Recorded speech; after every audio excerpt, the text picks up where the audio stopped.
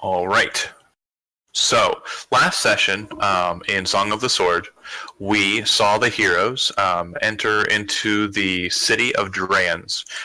In the city, they met with an individual named William, and William seemed to be a member of the Thieves Guild after a little bit of attention paying by our own resident thief in our group. They saw some goings on in the city. A couple of people who had arrived in the city, possibly recently. One specific person was an individual named Diak Norwood, who is a member of the Stormloft Regulars and also a member of the Fellhoods, who acted as a tough or strong arm for those individuals. And they went, him and his group went to the temple. They did not follow up on that. They instead went on to go to the military outpost for the Semeroth dwarfs at the behest of Gimitz the dwarf. They met with Varn Ash Braid and had some discussion with him. Then they went to drink as they discussed those things that they were discussing. But as that was happening, something happened outside in the city. Apparently, members of the Stormloft regulars, the King's army, started attacking members of the Semeroth army out in the Red District, where the military is. Gimitz, enraged by this, rushed in to try and deal with those individuals and help his friends, but was snatched up by a golden eagle. And luckily, with some grappling hook play, was pulled back down to the ground. He, by that time, had seen that the rest of the dwarves had already moved into a different portion of the city. Just choosing between dwarfs and the people he's traveling with, he opted to stay with the people he's traveling with, and they descended into the sewers through the Kilgore's Hammer, the tavern that they were just in with Varn. William has stated that he knows a path in the sewers to the keep. As you guys descend into the sewers, it's a dry, old tunnel with kind of squared off corners, but rounded walls and floor. It does have kind of a certain smell to it, but it seems that these sewers haven't been truly used in quite some time. It's dark for those of you who don't have dark vision. So something to that needs to be done. The path is pretty much forward, William. So leading them that way shouldn't be hard. I think I'd like to light up the sword, pull it out, and just use its ability to make it emit light. Okay. William, you see him pull out a jeweled dagger with a flint-napped glass or precious stone blade. He kind of focuses on it, and then it starts to emit kind of a scintillating light at first, and kind of like almost like rainbow light, but it then kind of focuses into a lightish blue color, and it seems to be kind of like a torchlight.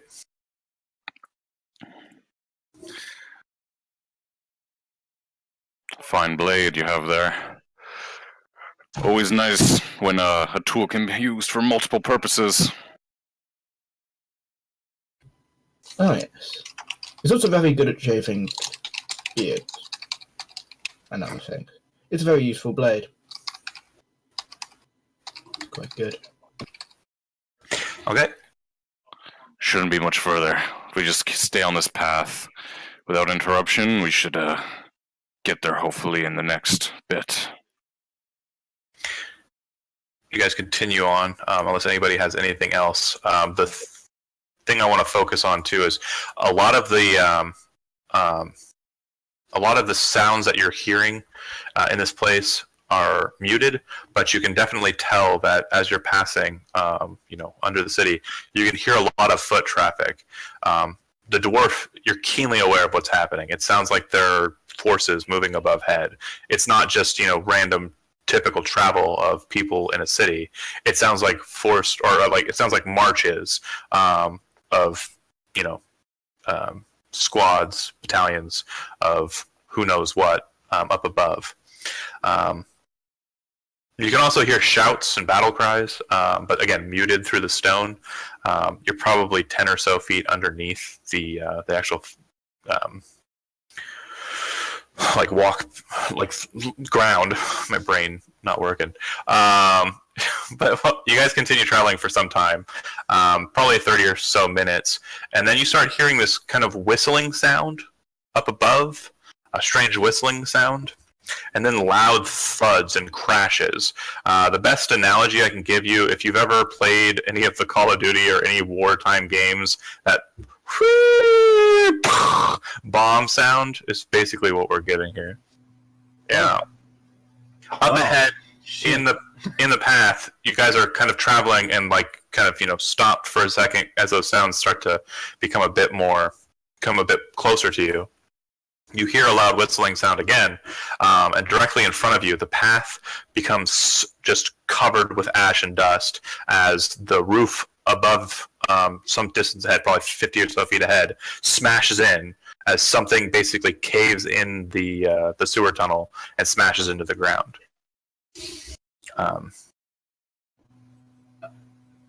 Do we see what it is in the rubble, or is it just still too unclear to see? As you kind of squint your eyes and kind of look at it, and the dust starts to clear and the sunlight starts to pour in from above, you see a form rise up out of the broken stone, and it appears to be covered in red armor. Its head is kind of like a silver cylinder with two yellow slots running up it. On its right arm, it has a big iron blade. On its left arm, it has a strange-looking shield with a purple glass around its edge. It appears to have 4 legs. As it kind of stands up, the front 2 legs are very, very sturdy. The back 2 legs look like they're kind of just support legs. And it looks a bit like... I already drew it. You know I drew it. It looks like this.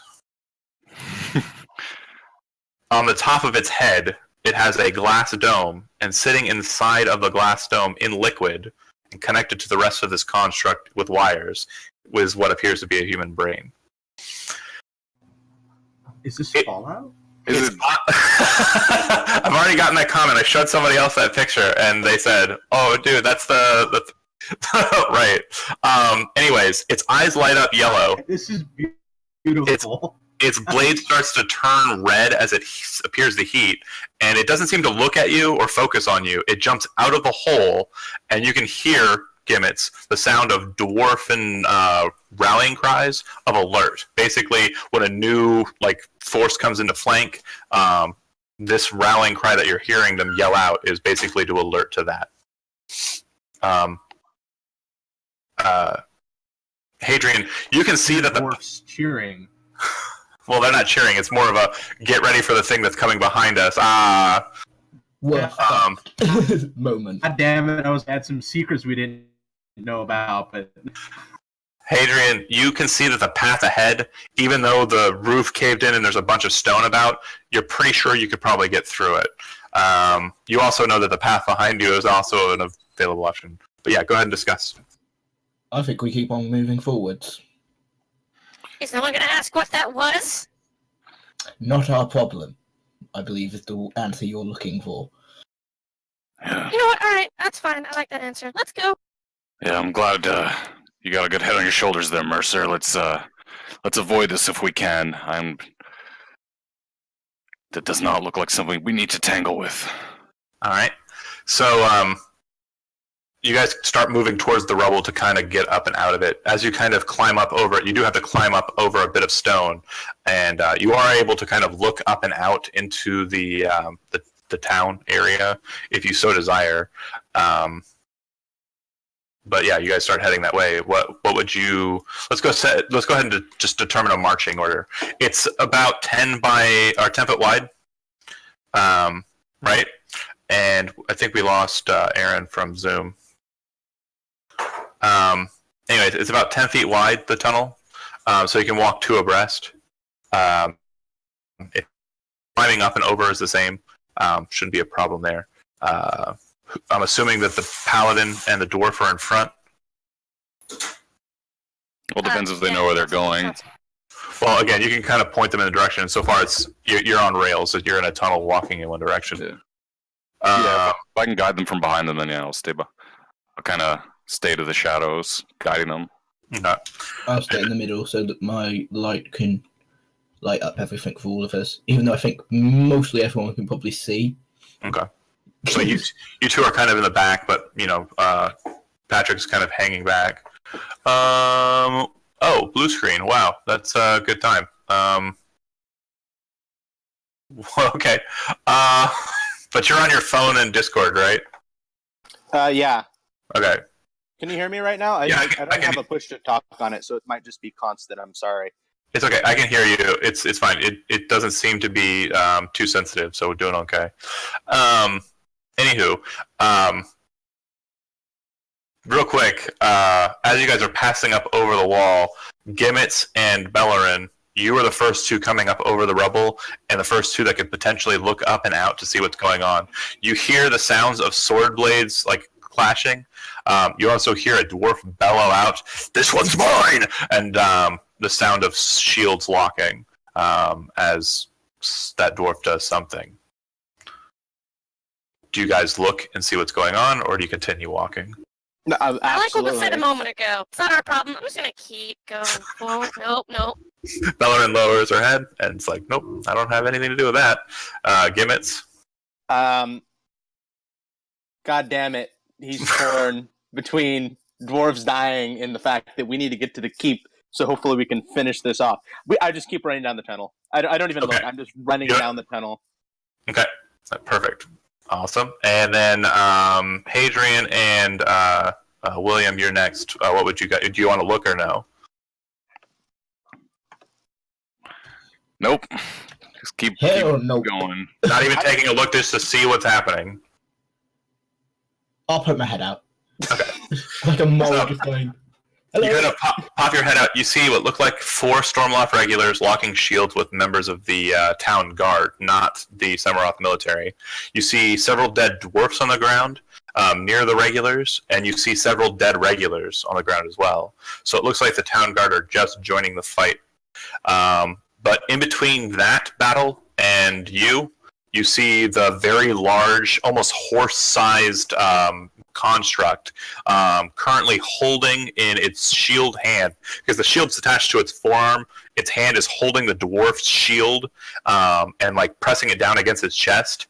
You see him reel back and then rent into the side of the dwarf with the hot blade, and the dwarf just kind of loses all of his face and just drops to the ground. The dwarf is wearing the same attire as the town guard. He's got kind of a grayish-looking beard and the same kind of dopey helmet that the guards wear. And he falls limp in the robot's hand.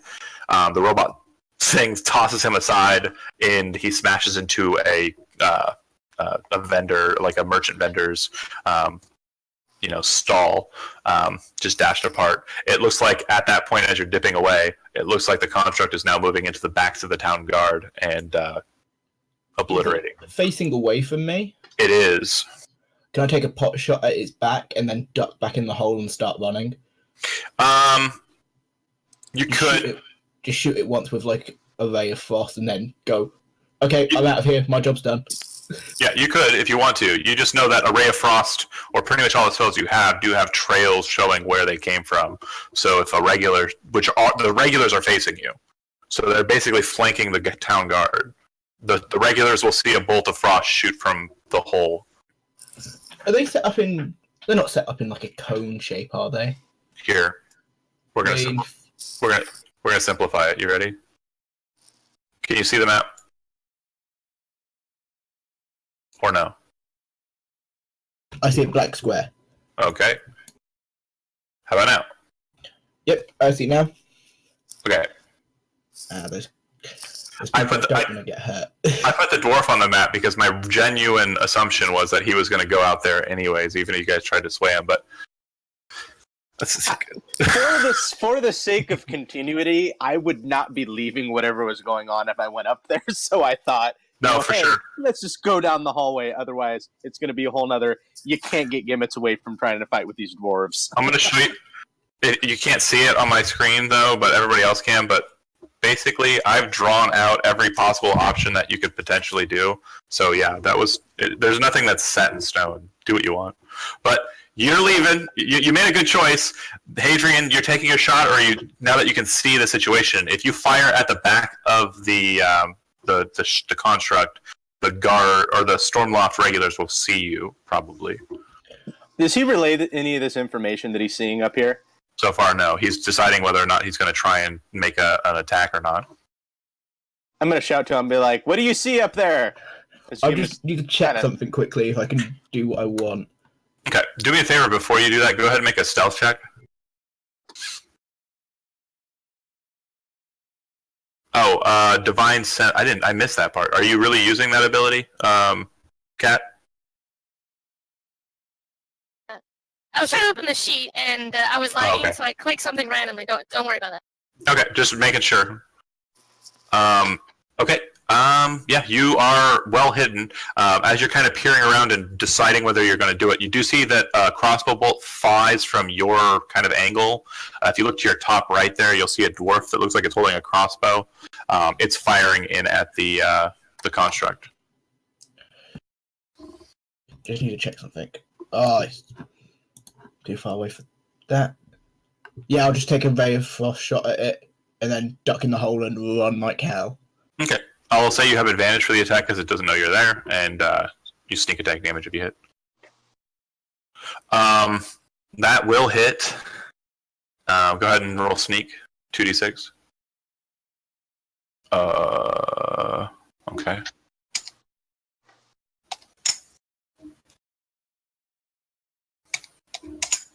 All right. When the bolt of ice kind of hits it, it kind of freezes up the gears in its arm for just a second, and it kind of like reflexively moves the arm and breaks. You see a couple of bits of like metal and wood kind of fly out of the joint. It looks a bit damaged and put off by that, but not horribly so. Its head, which is kind of set in kind of like a collar that you can see there. The collar lowers down, the head spins around 360 degrees, the two yellow eyes look in your direction. You're already gone. Thank God for that. I was gonna, if it had seen me, I was just gonna go. So you know how I was saying that wasn't our problem? Run, it might be our problem. Because you specifically said you fire the bolt and dash. But yeah, you basically start to see the head spin is the last thing that you see out of the peripherals. Okay, I'll go ahead and move us back to theater. You continue on down the path. In the same marching order as before. Up ahead, the more sensitive-eyed elf and dwarf who are in the front, you see that there's a light off in the distance, and you can hear the sounds of water kind of splaying. So it sounds like the sewer up ahead might be like an actually working sewer, unlike this specific path of the sewer. The light that you can see is illuminating 4 silhouettes, and the silhouettes, from what you can tell, have the same kind of domed helmets that the regulars wear.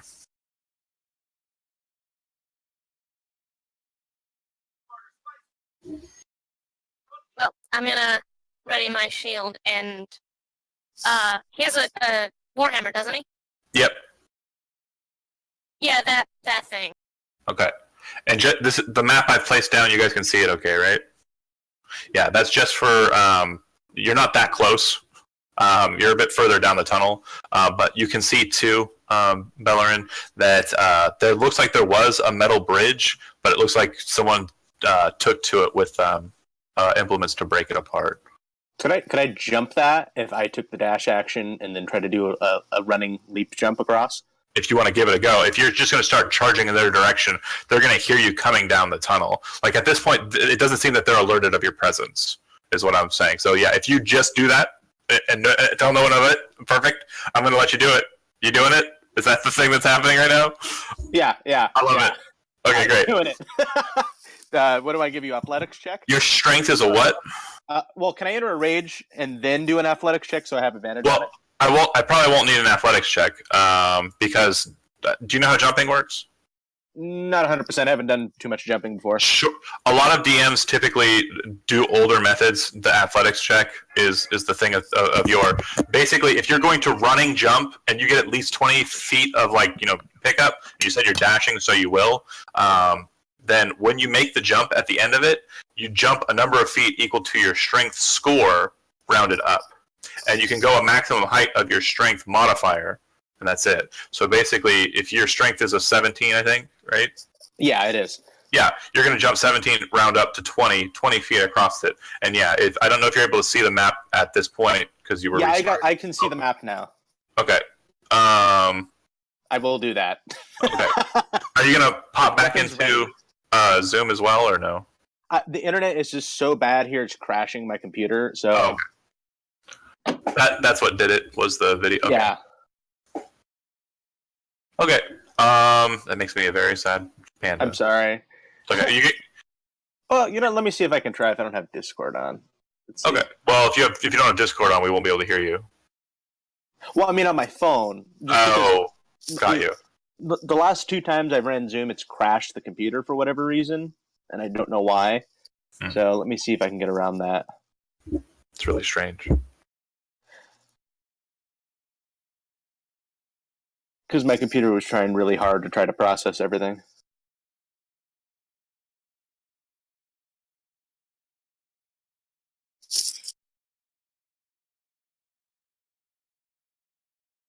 Did you send me the link through the Roll20 messenger?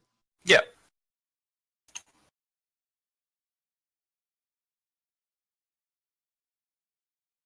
Question. Sure. Back, sorry. I also run and jump the moment I see him starting to take off. Mm-hmm.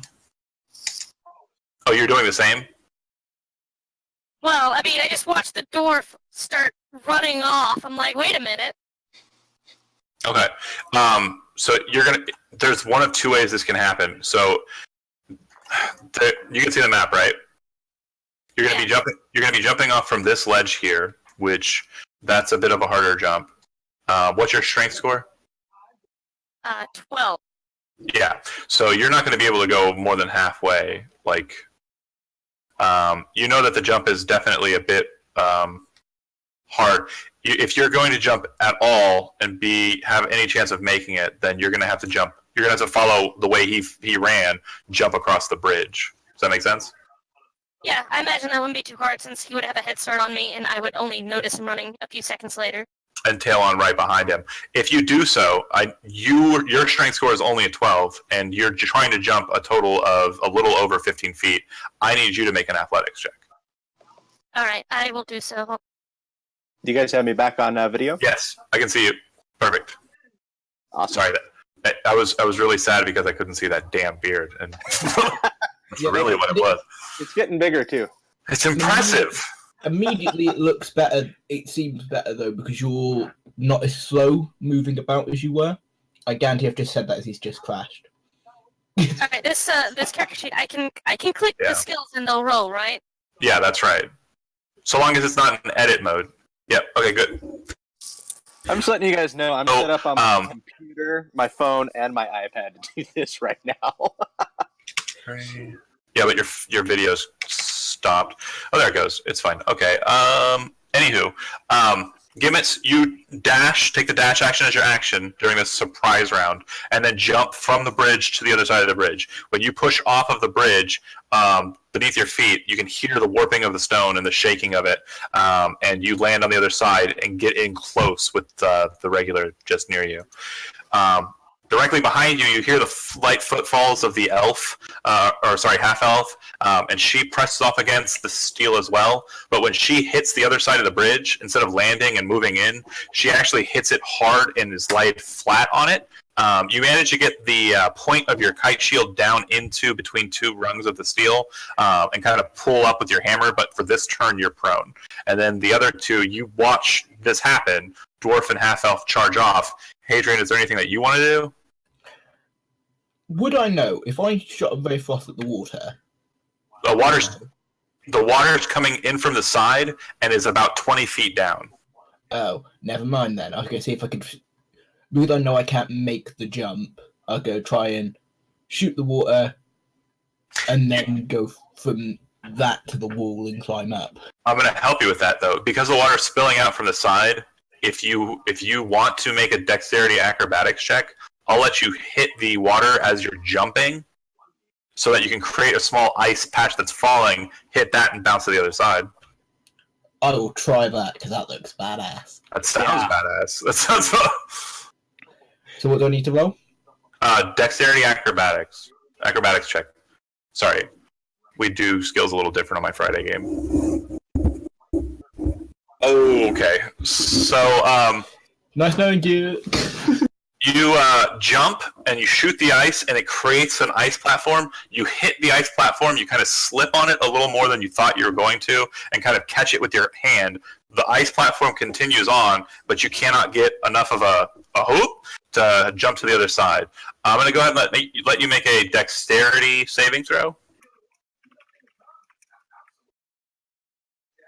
Okay, so you'll fail that too. Does anybody have inspiration? No? I don't think anyone's gotten inspiration yet. Yeah, I don't Not think so that I either. know of. All right, so you're going to descend 20 feet into the water, and hit the water, and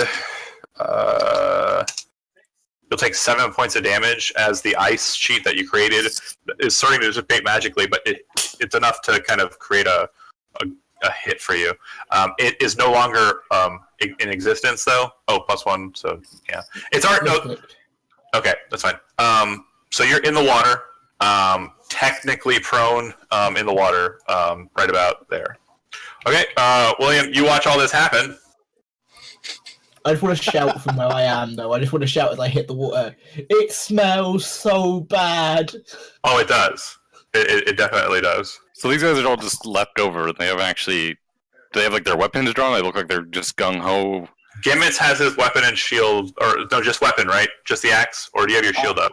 No, I got axe in one hand, pick in the other. Okay, double, I'm ready to two-fisted. maul some people. Belorin has shield and hammer. Okay, what I'm gonna do is I'm gonna come as close as I can to the edge without not being in there, and then I want to take out a couple like throwing knives, like little kunai type things, and just kind of have them ready in my hands. But I want to hide because I'm hoping those guys on the other side are more concerned with the people literally jumping at them than looking at me. Yep. And then my ready to action will be I'm gonna unleash these throwing knives if my teammates decide to attack. Attack. Okay, so real quick, just to clear up, go ahead as a bonus action, cunning action. You're gonna go ahead and make a stealth check. Right. Perfect. You are Shadow Man. You ready the daggers. You can see that the fight's about ready to go. Just to make sure, you said if your friends attack, or is it just if either side attacks you? No, I want someone from our team to make a move. Okay. And then I'll unleash. Perfect. I understand completely. So that said, everybody go ahead and roll initiative. Oh, God. It's not my day today, is it? Oh no, spoilers in the initiative list. There's... No, they can't. They can't see that. Okay, good. That's my initiative. No. It's just skill checks, and Yeah. it's not initiative. Okay.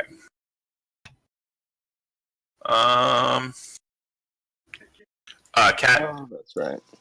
to roll initiative, you just make sure that you select your token if you're having issues with that.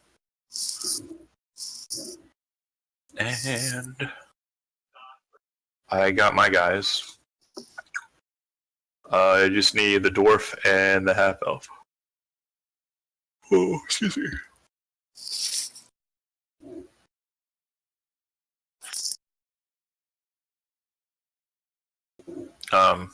Kat, are you there?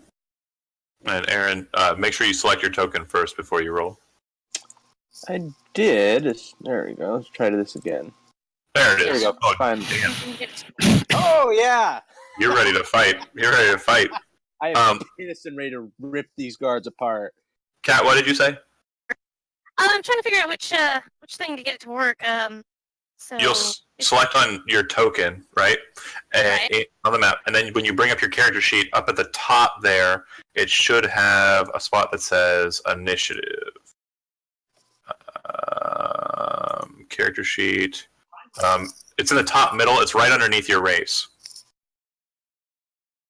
It says initiative, and it should say -1 on yours. It should have popped. Oh wow, yeah, it did. Okay. Descending. Can I try something as we enter combat here? What's that? So since I landed the jump, can I say that after I jumped, I just kept on with my momentum and just bull charged the two that are right in front of me, trying to knock them prone? All out for that. The main thing is you're trying to just kind of like barrel through them, right? Yeah, just spike dwarf with pick and axe, just bull rush them, trying to knock them down. And you said you were raging the last time, so go ahead and make me an athletics check, okay? But you do not have advantage for this despite the rage. The reason why that is because you're bull rushing 2 people, and Okay. I'm just going to roll 1 for them. They are going to attempt to not get knocked over, and they fail. So basically what happens is you hit the ground like this, duck down low, and slam into like the pelvis of the first one. In doing so, you throw him up and over yourself, and he lands prone behind you. And then the next one, you kind of hit in the chest, and he falls to the ground directly in front of you. Do you want to be standing on top of him, or do you want to be standing behind, like just near him? Can I grapple the last one as I charge into him, or no? Can you grapple? You can't grapple as a bonus action yet, can you? That's No, not yet. Yeah, once you get Tavern Brawler, you can, but no. Yeah, basically, you knock him down. Do you want to be like standing over top of him though, or do you want to be like kind of still in the middle of everybody else? On top of him, like I'm ready to swing a pick into his cranium. Okay, for all intents and purposes, you are in the same square as he is. Okay, great. Belorin, this guy kind of up over the dwarf lands on his back directly in front of you. You're still on the ground, but you can pull yourself up, and feel free to attack him if you like. Could I, as I'm pulling myself up, grab him and use him as leverage to pull him into the hole? Make an athletics check, and I'll oppose with mine. Yeah. I love how this is going. Am I about to have someone thrown at me?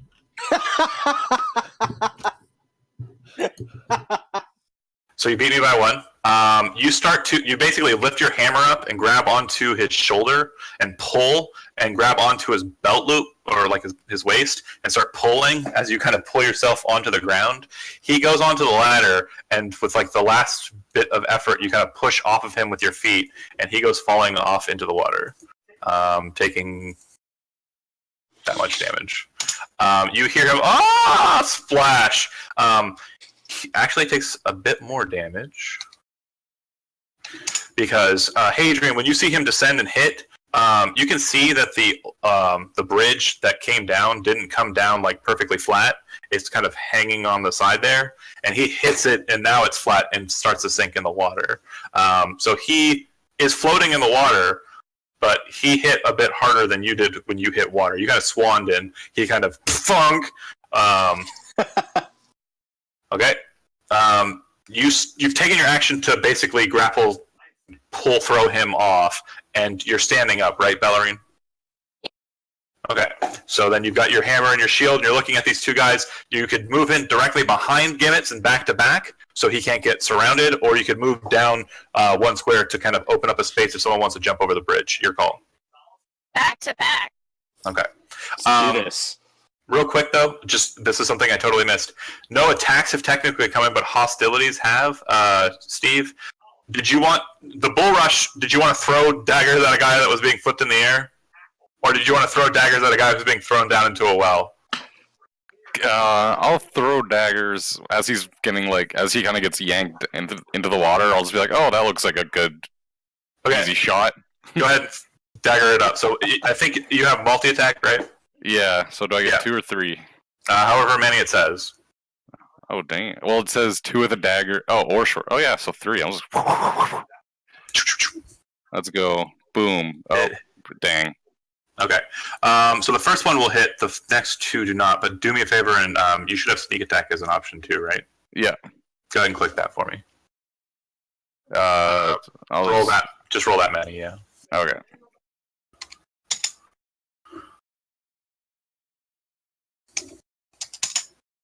All right, and I'm going to go ahead and give him 5 extra because...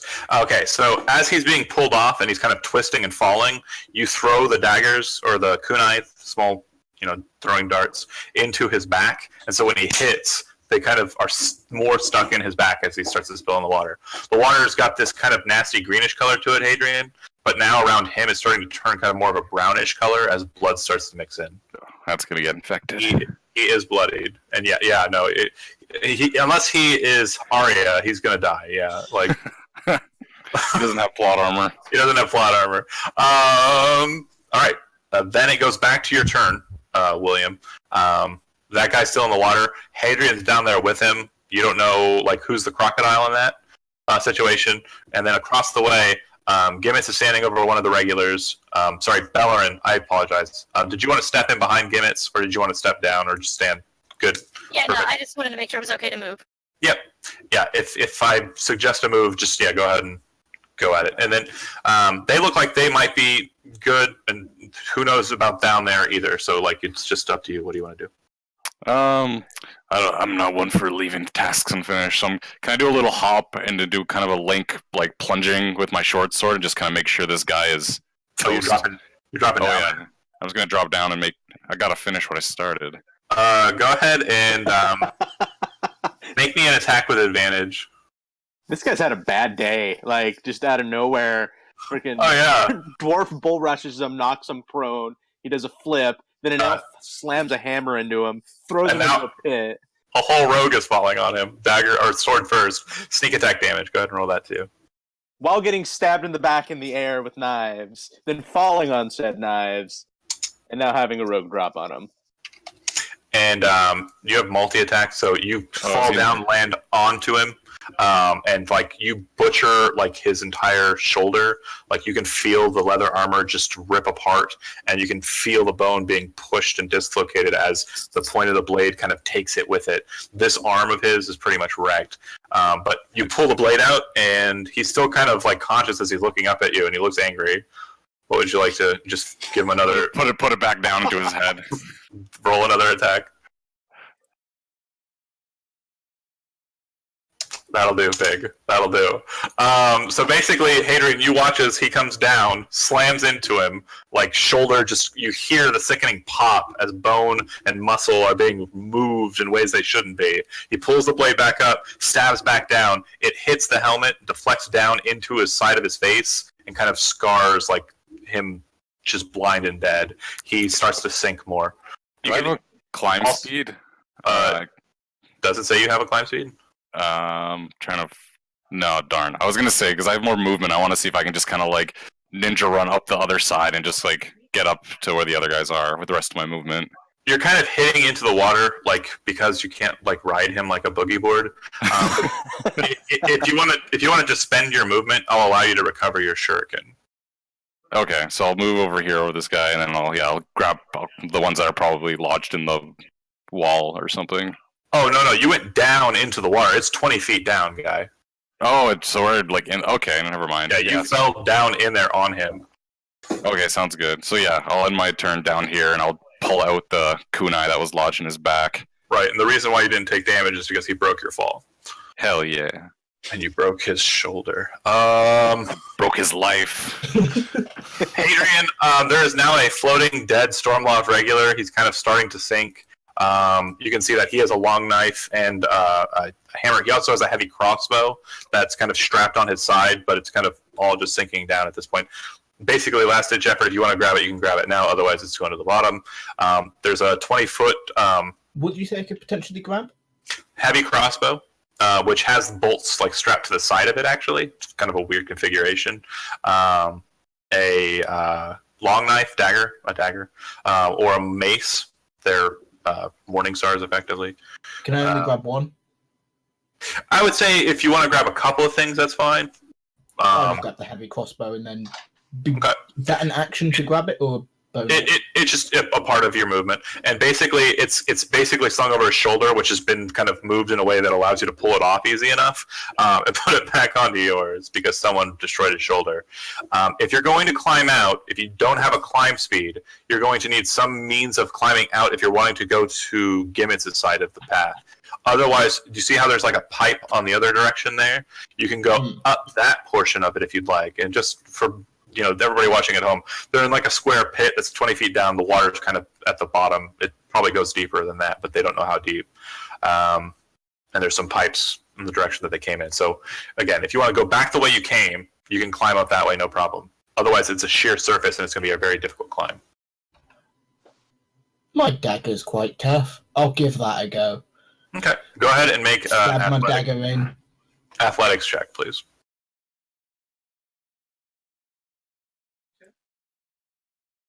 And you're doing this with the sword, correct? Yeah, okay. Sorry, the character sheet closed for some reason. It's just being to open. No problem. If you guys want to know a trick, if you want to minimize your character sheet, you can click on the name at the top, and it'll shrink it down to a small size. Oh. Yeah, that way you don't have to close it and reopen it if you want to look at the map. That's very handy. Very, very. You lift up and put the dagger into the wall. You find purchase, and as you kind of lift up out of the water and kind of pulling yourself up, you find a knuckle of like hardened calcification or possibly like dried solid shit that you can get a foothold on, and you kind of pull up and manage to get another hold on a loose portion of the stone. You can go ahead and get up 10 feet, I'd say. So you're about halfway there. But you have a strong grasp with dagger and hand. Am I able to get up the last 10 feet, or is this just me in this situation now? If you want to take the dash action, I'll allow you to try. Yeah, I can dash as a bonus action. Yeah. Okay. I'll try and get to the top. You kind of pull yourself up and get to the ledge. At the end of next turn, I'll have you make an athletics check just to get the last run of the way, but it won't be as high a DC. Basically, you're this guy. Is my hand able to reach up above it? Yeah, you're kind of touching the ledge there. I'm just going to make sure my hand's above the ledge and fire a fireball. No, you don't. You don't have an action. Your action was dashing. Oh, I can dash as a bonus action. Oh, fair enough. I believe. Firebolt requires a vision line of sight. No, you cannot shoot. I'll just make myself dry with press. Actually, go ahead and just make an attack roll for the lulz. Oh God. Okay, so you fire a shot off. Belorin, as you're kind of like listening to the sound of splish splashing and kind of getting ready to engage these guys, you hear the arcane gibberish of Hadrian. You've seen him cast a spell before, and a bolt of fire flies in your direction. You manage to get the ward in between you and the firebolt, and it smashes against the shield. Gimitz, as you kind of look over in the direction, you see the painted eye on the shield kind of go nuts for a second, and then just gaze over in Hadrian's direction like it's angry. My bad. God damn it. Stormloft regulars will go. The one underneath you is going to try and grab you and pull you to the ground. Not a very smart guy, but go ahead and make an athletics check. You have advantage on this one. Okay. Do this.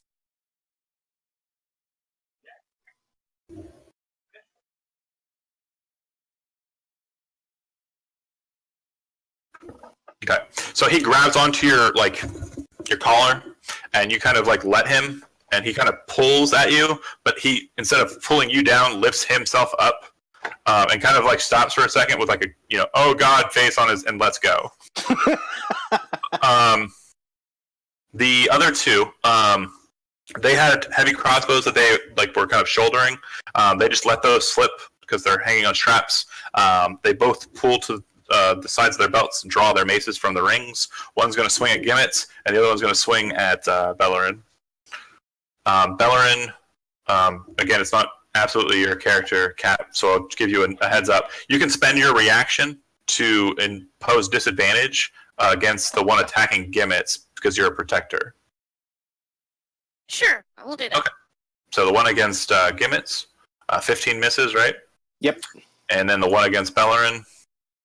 All right. So as the eye kind of goes nuts, and then you move your shield really quickly, to kind of block against the attack coming into Gimitz, you kind of sacrifice yourself a bit in that, and the mace comes hitting you on the pauldron. You're going to take 6 points of bludgeoning damage as the one that strikes you hits true. No good deed goes unpunished. I do appreciate the shield, though. Gimitz, you're up. You've got this guy who's trying to wrestle. He's trying to wrestle, and then you got these two who have maces attacking above. Let's finish the guy off that's underneath me. So I got the pick and the axe in the other hand. So I'm gonna swing down with the pick, like with momentum, and bury it into the side of his neck, and then come down with the axe on the other side and just behead him. Okay, go ahead and make the pick attack. Okay.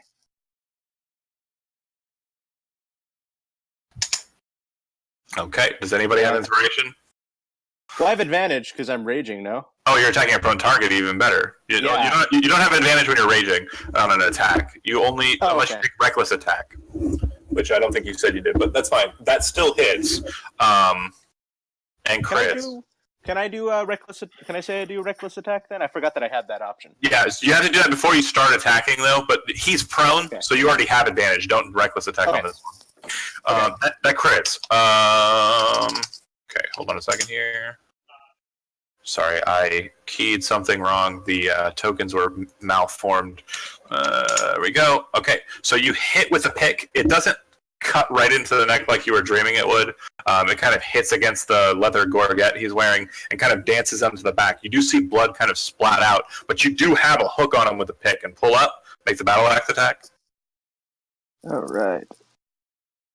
It kind of more forklift than forked. All right, that'll hit. You slash at him, going for his neck. As you're doing so, he kind of turns himself and kind of trying to roll off the pick. It cleaves into his leather pauldron. Another line of red kind of shoots out from him, but obviously not killing. This is also +2 damage because raging, so -4 more. All right, 2 solid hits. He kind of rolls aside out of your pick, and you've got your weapons ready for the next flurry. Belorin, you've got the one that just hit you, that's directly south. You've got the one that you blocked, which is south east, and then the one underneath Gimitz would be a harder target to hit because there's a dwarf in the way. All right, I'm not concerned about the Goomba underneath the door, so I'm gonna look at the guy that hit me with the mace. I'm gonna give him that disappointed stare. I wanna bitch slap him with my shield. Okay, go ahead and you're trying to shoulder check him with the shield then? Yeah, just okay, go ahead. Across the face. Go ahead and make me an athletics check. Okay. And then roll me a 6-sided dice. Perfect. Okay. So you kind of like bring the shield back. The eye closes as you do so, and you kind of with your long, luscious hair that has way more volume than you had when you were a man. You turn and you look at him with that cold, dead stare, just like you mud, and then bam! You slap him in the face with the shield. It absolutely catches him off guard. He was not expecting that at all. He seems to be kind of just taken aback by the shot. What that means for other people is if you attack that guy before the start of her turn, you'll have advantage. All right. And that's your action. You don't want to move at all, right, Belorin? And I don't think you have any bonus actions. Okay, cool. William, you are down there. Climbing, as you can see from Hadrian, is a difficult ordeal unless you have some means of kind of getting up to the bridge there. Well, I'm going to ask you, when I threw those 2 daggers, I missed 2 of them. Are they lodged into the stonework? Roll a D100 for me. We'll let the fates decide.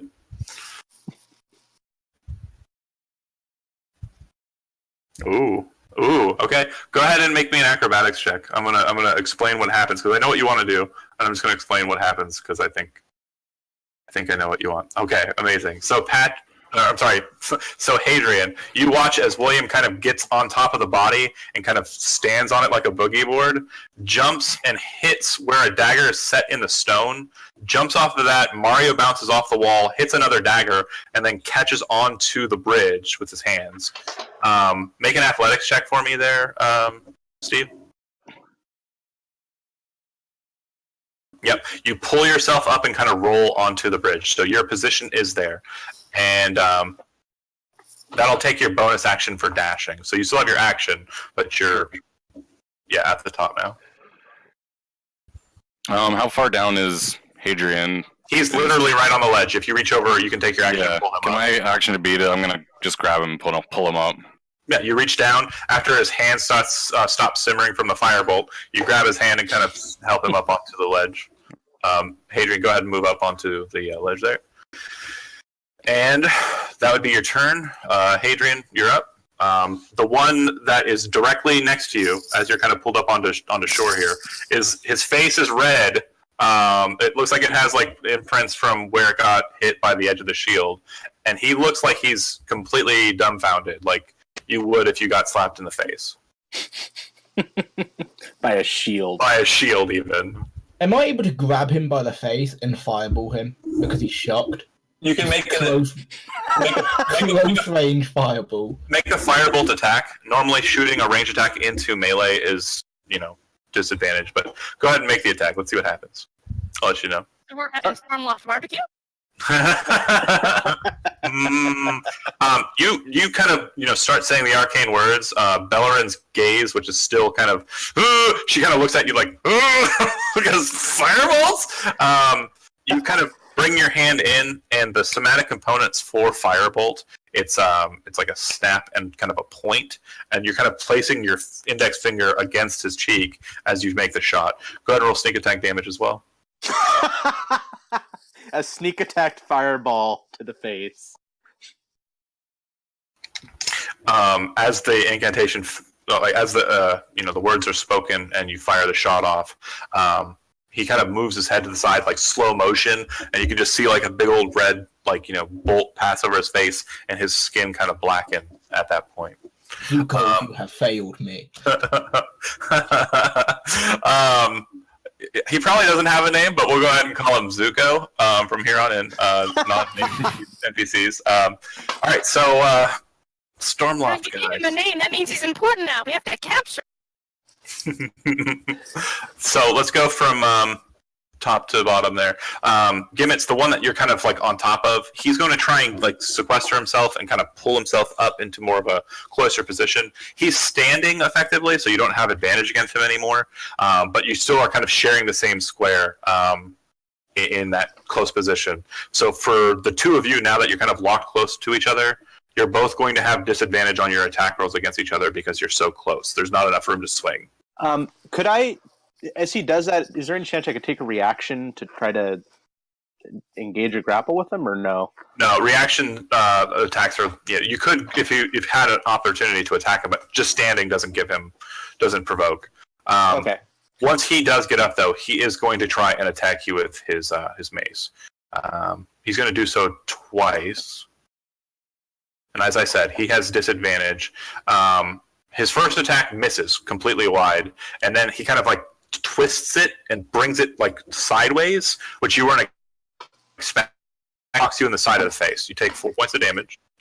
And the other thing you weren't expecting is, as that's happening, he seems to have drawn that dagger off of his belt, and he's bringing it up towards your stomach. You manage to back away from it. It catches a couple of the spines on your armor and kind of cuts into you just a little bit. You take 5 more points of damage. That's from piercing. Both of these are halved because you're raging. So a total of 4 damage. A total of 4. Yep. That's that guy. The one that attacked you from the side, he's going to do so again, but this one does not have disadvantage. He's not in close with you. He's going to go with 2 mace attacks. Miss. Wow. And dagger attack. Yeah, that'll hit. You're going to take 7 points as he stabs you as well. The one that got smacked in the face by Bellarina, he's going to, weapons bared. He's going to swing at Belorin with the mace. Miss. Miss. Do me a favor, Cat. Roll a 20-sided dice. Do you know how to roll just a 20-sided dice? Perfect. As he's kind of bringing his mace in towards you, you kind of catch it with your shield right ahead and kind of lift up a little bit. It snaps it out of his hand and kind of makes it fly into the water pool. He turns his dagger as that happens and stabs at Hadrian. 4 points of damage for you, Hadrian. Yeah, I did burn him. It's only fair. Right.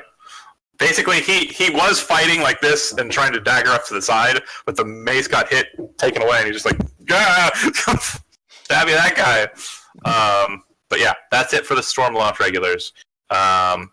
Gimitz, you're up. The guy directly beneath you is bloodied for sure. Well, not beneath you.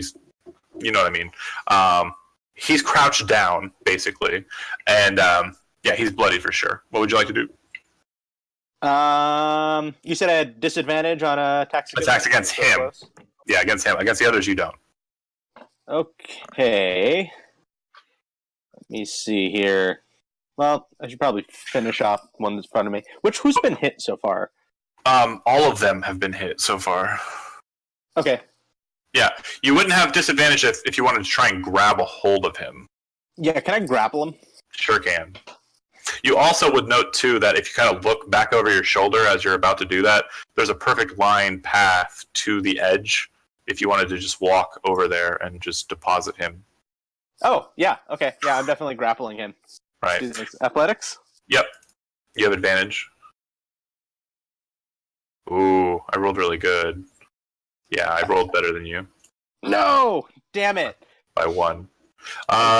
That's close. Real close. So basically, you reach in to grab him, and he reaches back in and grabs at your collar as you kind of trying to heft him aside, like he's got the dagger and the mace kind of in close like this. He's holding you. He's kind of pushing and buffeting you back against the wall, and you kind of let go, not able to get a hold and get him in close enough. All right, that's your action. Belorin, smash. Okay, I guess I'm the Hulk now. What kind of boots are these guys wearing? What kind of boots are these guys wearing? Damn. This could only be good. Heavier boots, like big leather boots.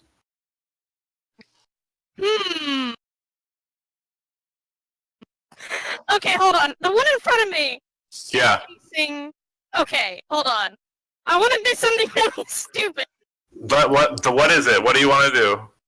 I want to smash the edge of the shield into the back of his legs to knock him down. Well, the back of his legs are against the wall, so he's kind of like face to face with you right now. If you wanted to, you could bring the point of the kite shield down on his boot.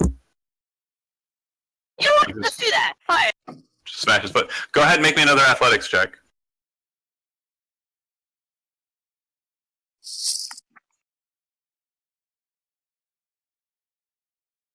Okay.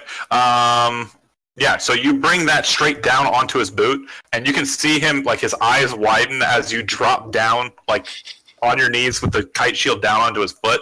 His eyes go, oh! And he kind of just falls over. He is now prone in that square. All right. That's your action. You don't have any movement or any bonus actions, right? And we go to William. Wait, so this guy's prone, right? Prone, right there. Yeah, he is prone. He is literally rogue bait right now. That is what he is. That Time is to do some more downward thrusting. That is the worst choice for that guy. All right, Surrounded by rogues. get him with Yeah. some downward thrusts. There you go. Oh shit! Sneak attack. I need you to roll it twice though. Your sneak attack. So it should be 8d6. Yeah, I'll just do that. My God. Yeah, right into the head, and I'll do a little blade twist just for flavor. Okay. Yeah. So you get down there, like, you know, down and dirty, with that kind of just, you know, grin on your face as you get down on him, and he's still got that look like of pain, like, ah, and she's pulling her shield away, and you're kind of like, how you doing, buddy? And you just bring your short sword right into his throat.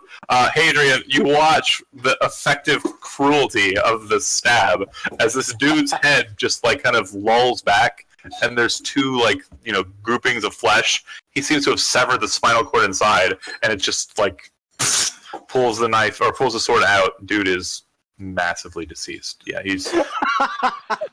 And then I still have movement and 2 more attacks, right?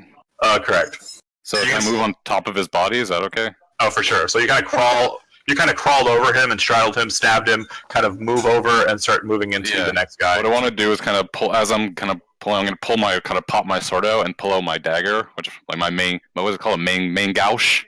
Main gouge, just try to put it into this guy beside me, into his chest with my other 2 attacks. Okay, so go ahead and make 2 attacks. Hit and miss. You've already snuck this turn, so he'll just take the 5. Yeah. That'll be my turn. All right, solid play. Hadrian. Yeah, dude. So just so you know, rogues kind of have that bonus action withdraw feature, which is super beneficial. But if you move into either of their squares, you can make an attack against either of the 2 down guys. It'll have the other guy who's behind Gimitz, you'll have a harder time of doing so. But then you could withdraw and just step back into your square if you don't want to be hoarded into a tight group. Well, I was going to ask you a question. Sure. My mage hand as an arcane trickster is slightly better than other mage hands. If I was to put a dagger in the mage hand, not able to. Because it can only carry 5 pounds of force. It's only going to be able to apply that much. It's not going to move super fast. It's nimbler than other people's, and you can make it do tricks and stuff. If you put a dagger in it, you could do like twiddlywinks and what have you. But you're not going to be able to move that. There's no strength behind the mage hand. You get what I'm saying? Yeah. I just had an idea of trying to become Yondu. So. Oh no! It sounds awesome, but not today, Galvatron. Note to self: improve the mage hand slowly. You just got to start working your mage hand. You got to work your mage hand. If I was to use the tooth, it's not got a handle or anything. No, yeah, that's fine. You can make an attack with it. I would say that it would be an improvised weapon at this point. Wait, I put a handle on it. Remember? He put a handle on it. Yeah, you handed it to me a couple sessions back, and you had me make it. I forgot about into that. a proper dagger. It's a dagger. I want to put the sword in one hand, the tooth in the other one, and just as I go up to, I'll just take a stab at one person, and as I do it, I just want to say, this is what happened. This was from the last person that pissed me off, and just show the tooth. All right, go ahead and make it a dagger attack.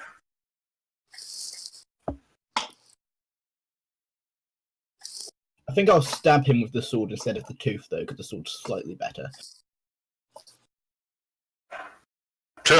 You made a wise decision. Go ahead and roll sneak attack damage, but roll it twice.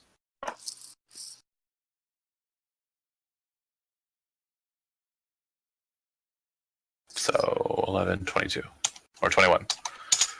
All right. So you, Gimitz, are kind of, you see the melee going alongside of you is a bit different than the one that you're currently engaged in. Hadrian steps next to William, kind of steps in, says his line, brings is holding the tooth here, brings the sword in, catches this guy on the side. You can hear it scrape against ribs, and he pulls the dagger back out. You see blood start just shooting out of him, but he kind of gives you a look, Hadrian, like, oh yeah? But he does look like he's dying, bleeding, but he's not dead. All right. And then you withdraw, step back. Would I be able to take the second dagger attack instead with a dual wield? If you make a bonus action attack with a dagger, you won't be able to withdraw. So if he lives past it, he'll be able to whop you back. It's a risk I'm going to take. All right. So and then the dagger. Okay, let's see it. Just make it effectively stat-wise. It's pretty much the same. If you don't already have it on your sheet, it's a dagger, or you could just hit the roll for the. Yep, that works. That'll hit. No sneak attack damage on this one. And you kind of catch him across the face, red line, appearing on his face. He kind of looks at you. You do have to step out of that square to get out of. You can't stand in the other 2 squares, so you move away. And as you're kind of backing away, he.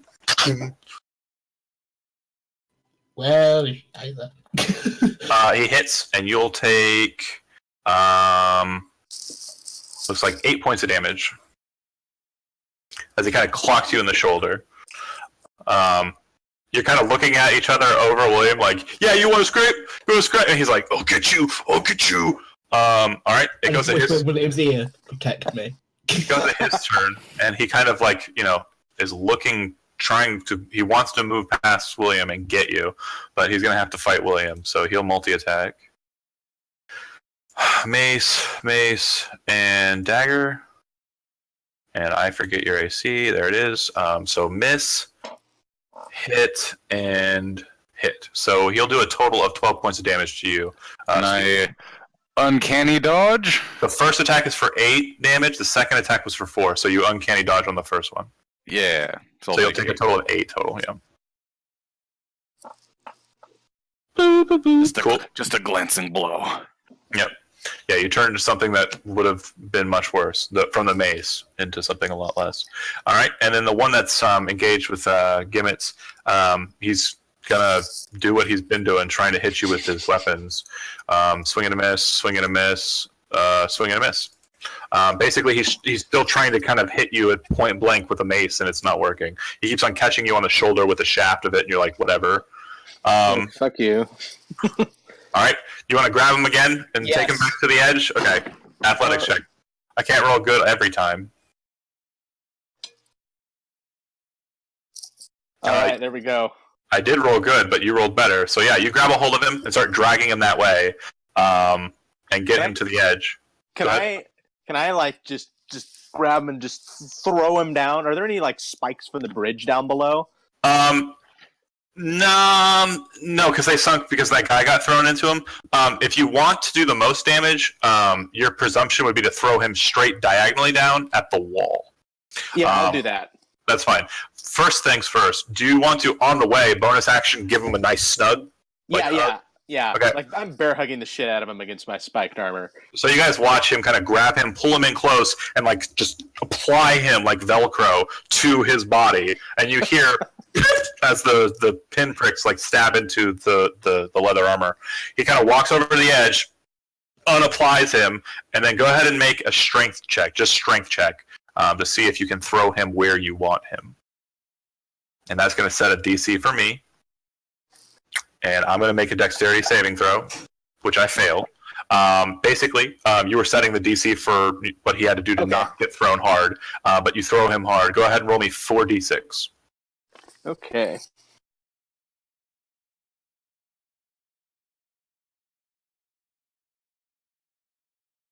Sorry. It's okay. One more. One more? Okay. Wait. 1, 2, 3, 4. I know you had it already. The one doesn't. And he would have taken 3 damage from being grappled initially. Yep. So 12, 18. Okay, you throw him straight down into the stone. You hear his helmet hit and cave in as it smashes into the stone, and then you see his body hit the water and just start to sink. He's probably just gonna scream like, "You dirty, filthy fucking betrayers! Get what you deserve! You're garbage! You're garbage!" Basically, he's just probably just screaming incomprehensibly at him. Belorin, the last of the guys, is bleeding from that wound Hadrian dealt him. He doesn't look too happy. What would you like to do? Okay, so first thing I'm going to do is I'm actually going to drop the Warhammer. Okay. And then I'm going to step 5 feet here. Mm-hmm. Is talking a free action? Yeah. Surrender. Okay. Go ahead and do me a favor and make me an intimidation check.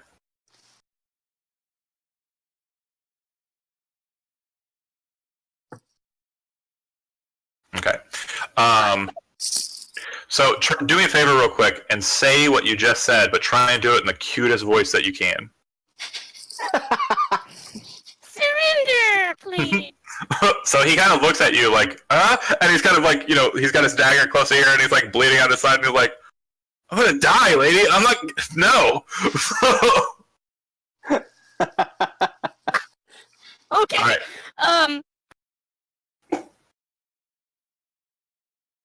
Incapacitate Do I still him. have an action? Yeah, I'd say you still have an action. That's fine. Alright, I'm just gonna shield bash him against the fucking wall. Okay, go ahead and make an athletics check.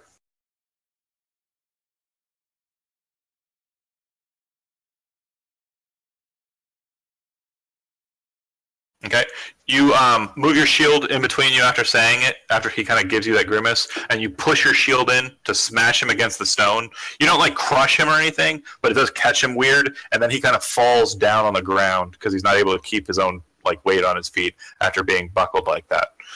So you knock him prone, and then it'll go to the rogue again. Prone, you say?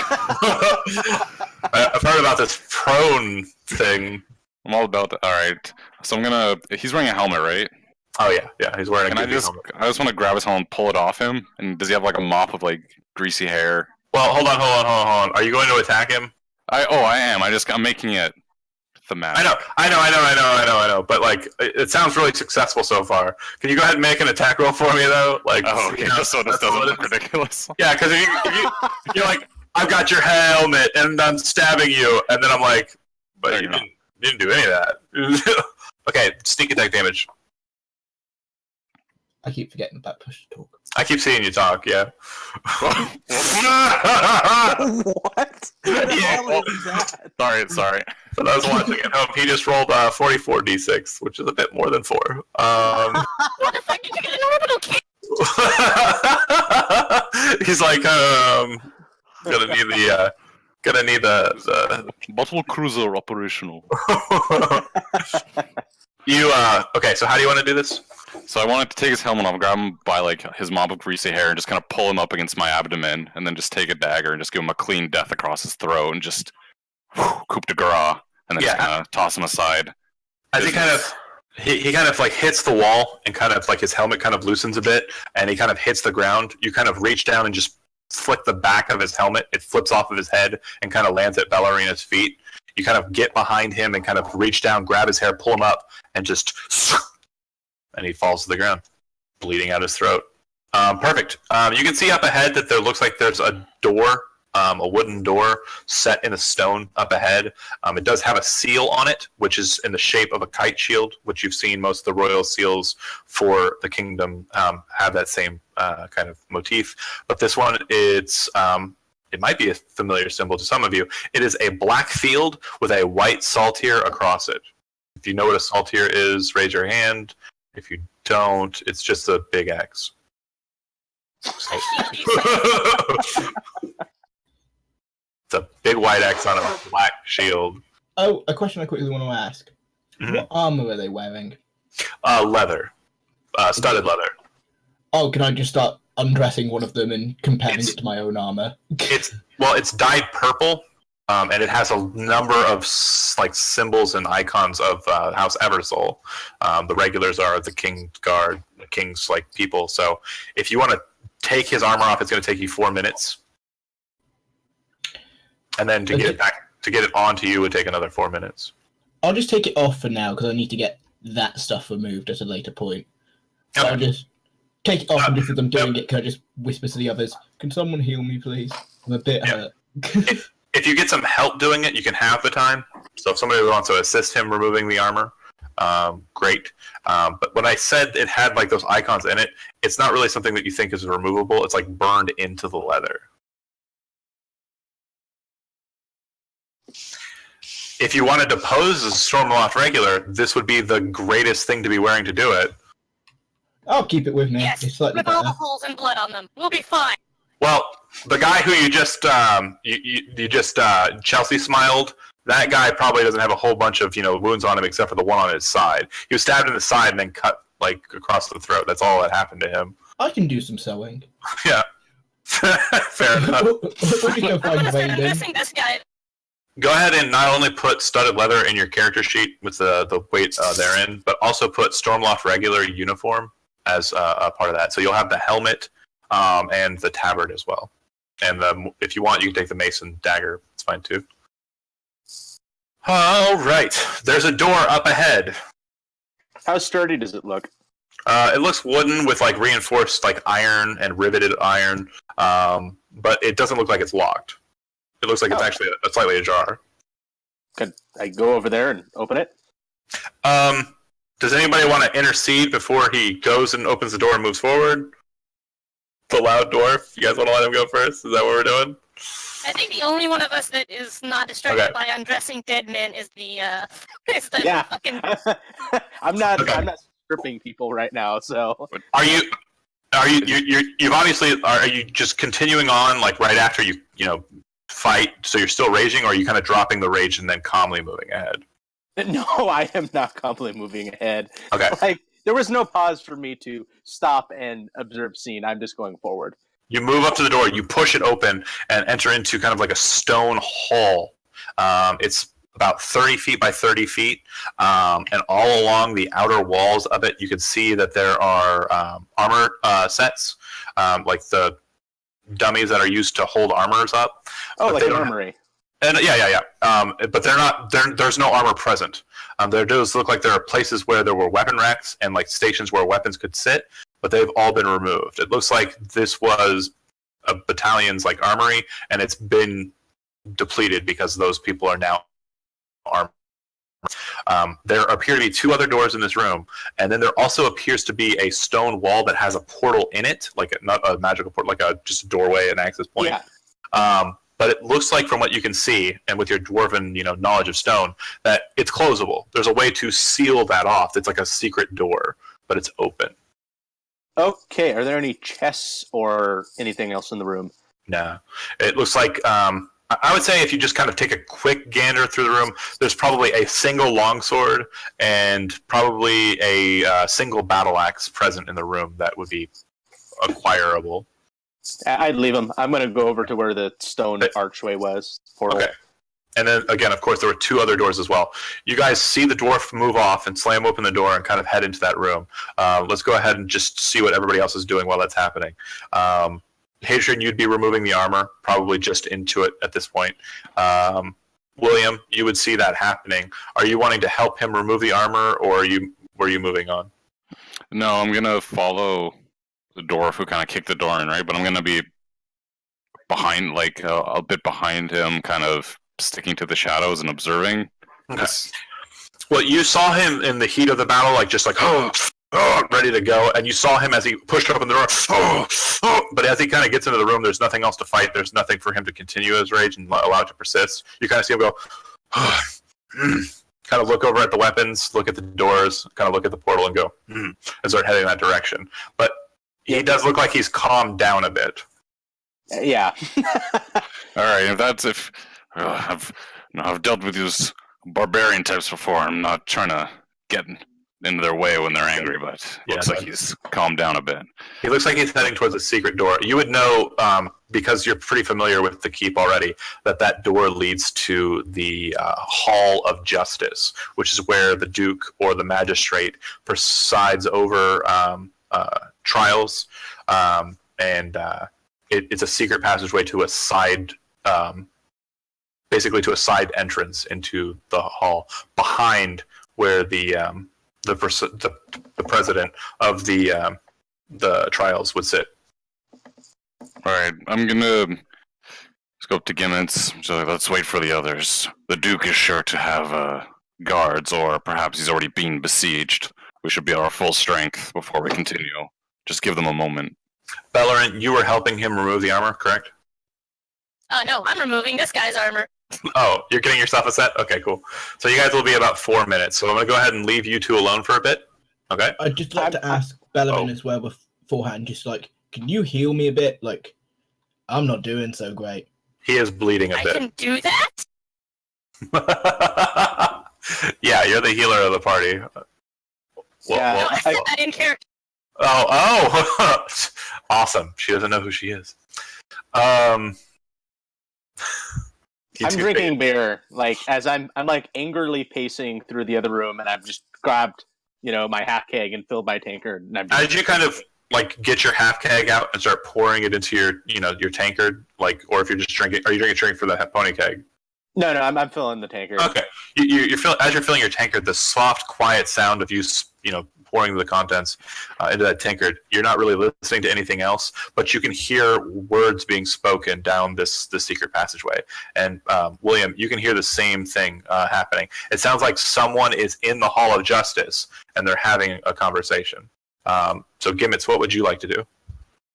At that point, I'd probably turn and face William and be like, "Do you hear that?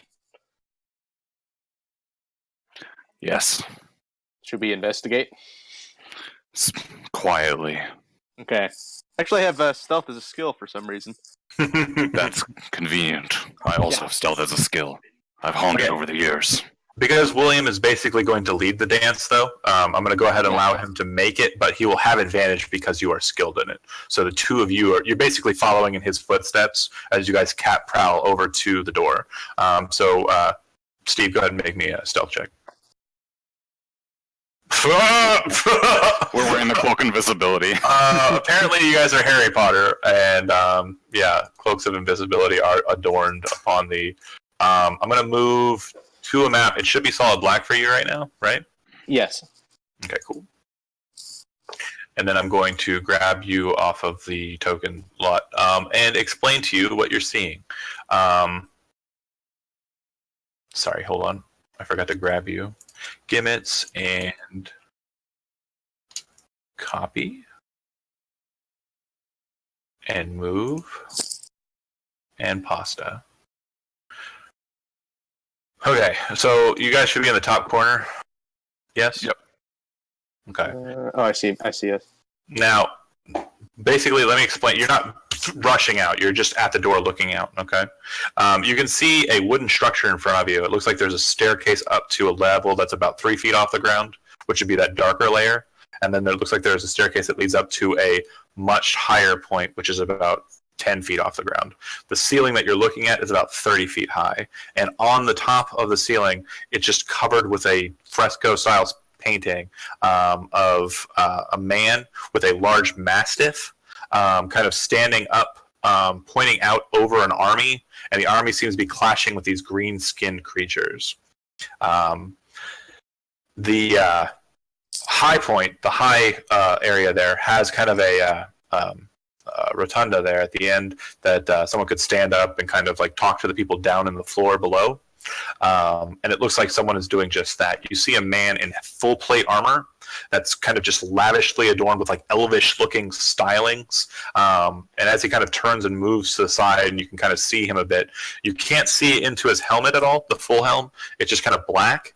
And he's wearing, like on his armor, there's the symbol of Averiu, the god that you've seen several times in this place.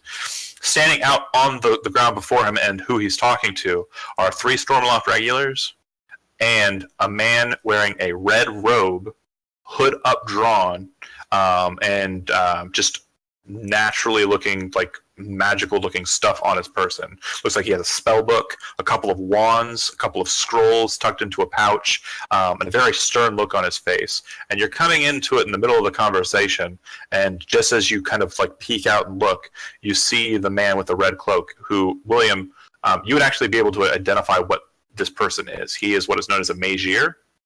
Magier are magical magistrates who work for the conglomerate. They basically enforce law for magic in the world. They're one of the factions that kind of are in the area. And he is saying, so then, be on with it. Make your puppet give me the sword. That's what we're here for. Then we will leave.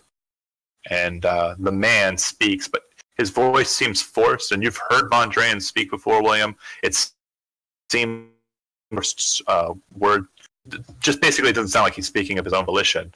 He says, "Of course, my lord," and he tosses something out off of the his level there. It hits the ground with a clang, and you can see that he's thrown a longsword out to the mage, who picks up the longsword, looks to the regulars.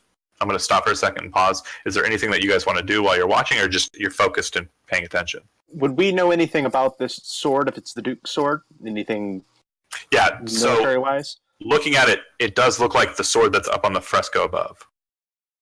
Yeah, I'll whisper what knowledge I have of Von Drans to Gimitz as this happening. I'll be like, "Oh, that's Von Drans himself." As So- you're speaking to him back, and you kind of like are half paying attention, you say, you hear the Magier say, "Our business is concluded," and they start walking out to the south. Okay. So they just But had the Duke willingly give up his sword? unwillingly give up his sword. Yep. There's something wrong here. Von Clearly. Drans wouldn't give up that blade. As you guys are watching the scene, like Von Drans seems to just be kind of standing there slack, like just not doing anything. And you hear a loud kind of arcane sound, like a from outside of the keep, which you presume is where they just went, and the like lower half of the room fills with a purple light. Oh. Interesting. And what are these glowing circle purple things on the map? You've never seen one of these as a dwarf. You're kind of looking at it and are confused. You know what, like what are those things called? Tesla coils. You know what a Tesla coil? Yeah. It looks like that. It looks like a glass sphere, and contained inside is like an electrical kind of orb. But it seems to be emitting light, not just sparking and looking really cool. It seems to be like an arcane light bulb. Okay. It's a giant light bulb. Yep. Have we noticed any like visual changes on the Duke? He's just standing there. You do hear footsteps in the room, though, like up on the dais, but he's not moving. Oh, can I roll a perception check? Yeah, go for it.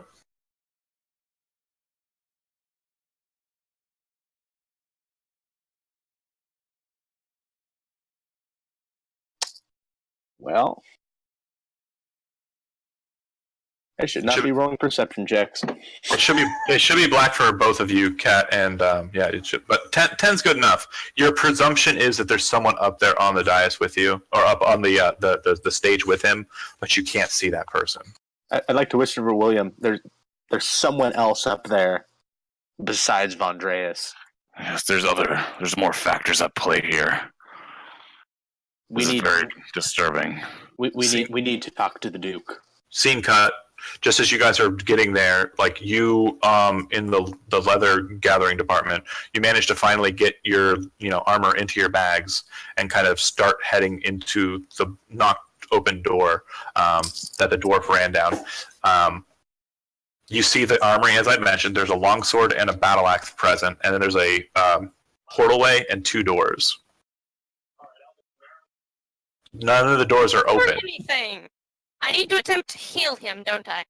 Oh yeah. Sorry. If you want to, you would kind of, after thinking about it, realize that you have divine power kind of flowing into you. If you want to apply lay on hands, you can do so. You can just heal a number of points equal to. If you want, basically how I go with it is you don't ever ask a person their hit points, because it just kind of, for me, it drops immersion. But if you want to heal him to full, you just spend as many hit points as he has. If you want to say, I just want to give him this many, then you heal him that many. If it's too much, then you get refunded. All right, I'll heal him for 10. Okay. Is 10 too much? 10's what you get then. You get 10 back. And she kind of does so as you guys are walking into this room. Like I said, there's 2 doors. They have not been busted open or smashed open or, anything like that. And then there's a portalway in the stone. And Hadrian, you would recognize it as kind of like a secret passageway that's in a lot of these old keeps and houses. Basically, it's like a passageway for people to kind of escape out of places quickly if they want. I kind of look at Belorin and just go, should we investigate where this leads? By all means, I'll follow your lead and hit anything in the face with the shield. That's fine by me. Ooh, food. Just start I running think. through the... Okay.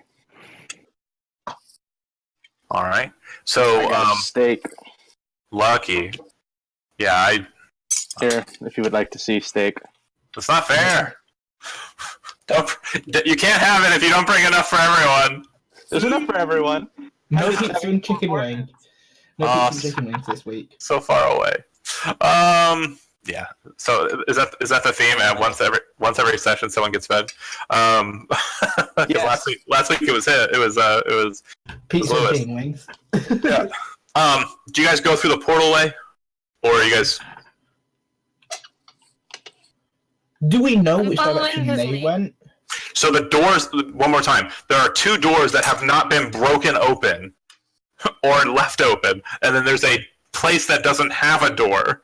Which way do you think they went? Going that way, going down the portal way. Okay. As they're kind of like coming through the hall, you guys are still at that exact same point that I'd mentioned. You were Do I deciding. hear them making noise? Or are they trying for to sure. be quiet? I'm Belorin- trying to be quiet. Belorin's probably not succeeding.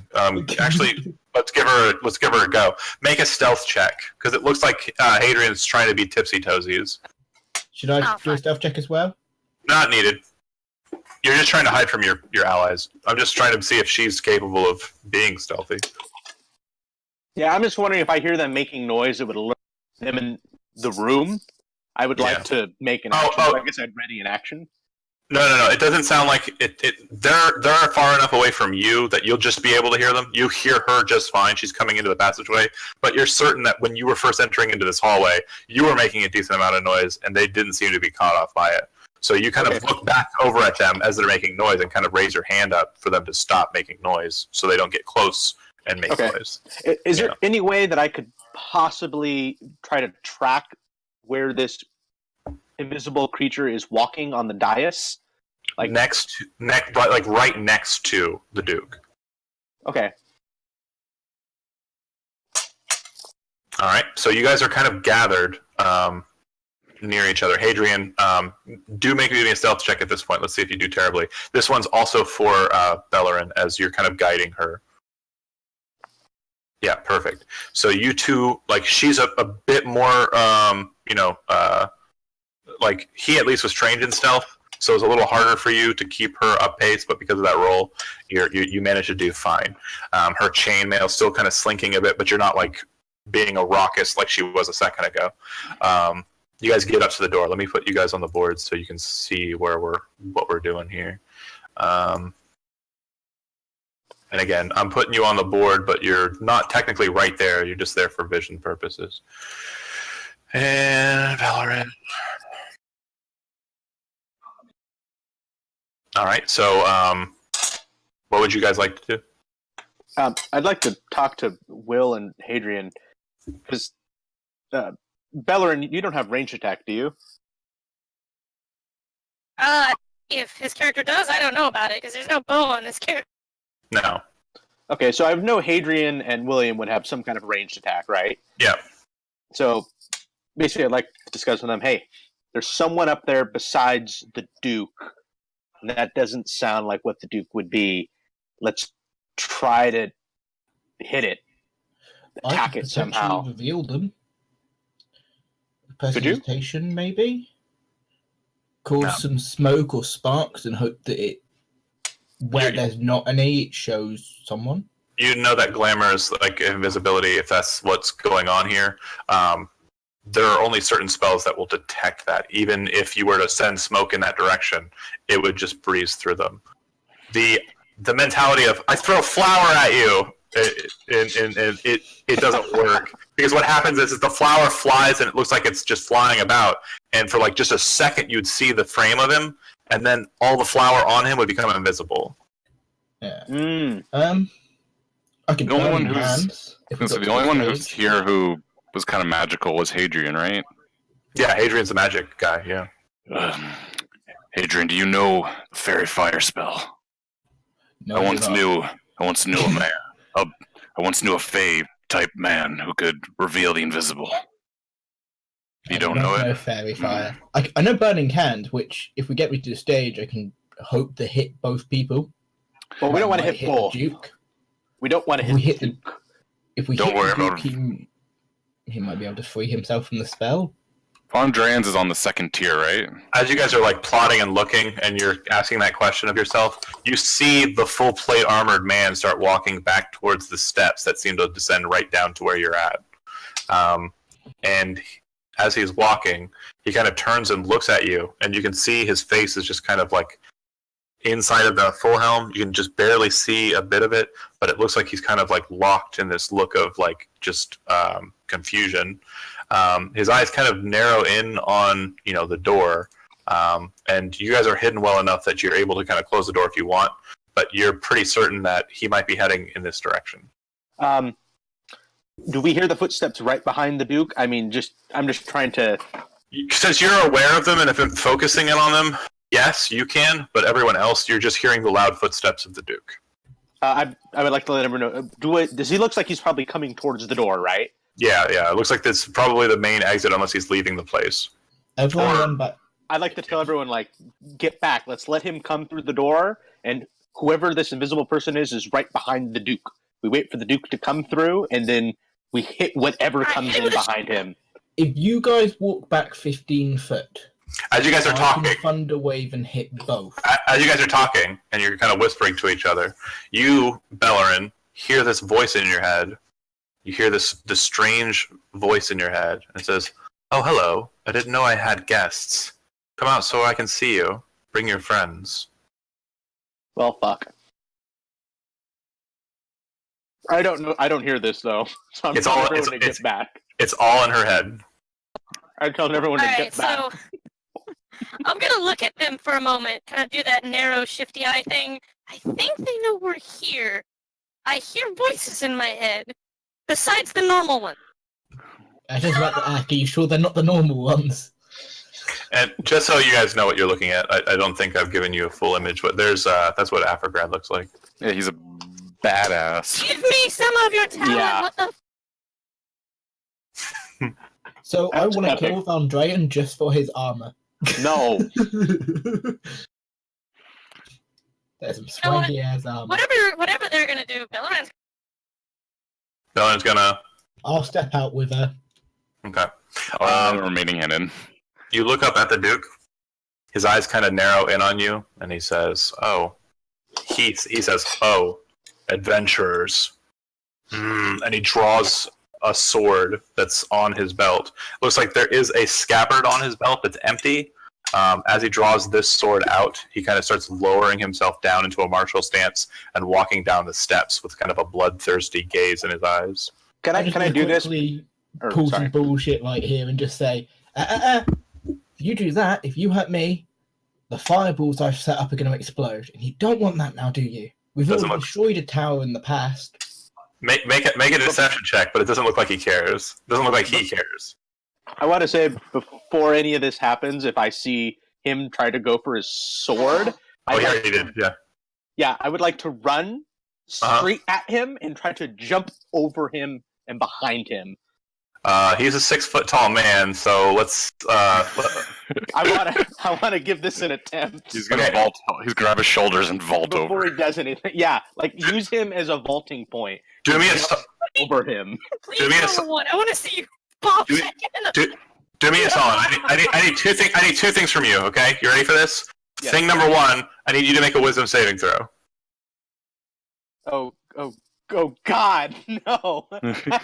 Save him from yourself. I have a negative one to these. This is gonna be bad. This is gonna be bad. Possibly. I've not got a negative one anymore because of the swords. That's great. Yeah, it was bad. Okay, so as you say your words, Hadrian, you can notice that it stops. Like the Duke stops and kind of like looks at you strange, but he's still reaching for a sword. And then this dwarf comes rushing past you, and he's like rushing straight at you. But for some reason, like the countenance of the Duke goes completely like just like cat-like reflexes. He jumps up in the air. The Duke reaches up with his hand, grabs the dwarf by the chest, and throws him back down the steps. Take 7 points of damage as you're hurled back down the steps. But it seems like he knew what you were going to do before you did it. Oh shit! Fuck. God damn it, Gimitz. Is all Hadrian says and goes. It looks like we're in a fight. Can I make a reaction to grab his hand as he grabs me? You totally were not expecting him to snap up and snatch you. You were trying to get over him, not get onto him. Remember? Yeah. I just want to say, Damn Gimitz, it. stop and prestidigitation like an orb in my hand to something that looks like it could set off a delayed fireball. Sure. But again, at this Just point, to we're going. help sell the lie. God We're damn it. going, we're going to initiative down. Your lie's been kind of ruined by the dwarf. Like, because you said if this fight and what is the dwarf running around then? I don't know. So we'll see how it goes. I only want Fuck to do that you, because it's the only time that I would know where the invisible man is to hit, which was behind him. So I was like, okay, I'll go for it now before I have no fucking idea where this invisible fuck is. May I say Sorry. that all I can hear in my head is slam jam as the alphas dunk down the stairs? He was indeed just dunked on the I stage. really want to just like mage hand flick his nose like you do a dog that's misbehaved. Like Gimitz, just flick Gimit's nose. You doofy dwarf. Yep. I am not a wise dwarf. I am a dwarf of action. I could have lied here, man. I got a great deception there. That was fun. I was really intrigued for what was going to happen with that. Okay, what? I selected the token and I hit that button, and okay, I'm gonna fight you. Bear with me here for a second. My stuff's being dumb. This is okay.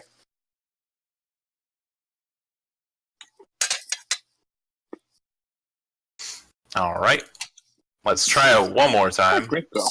There it is. Okay.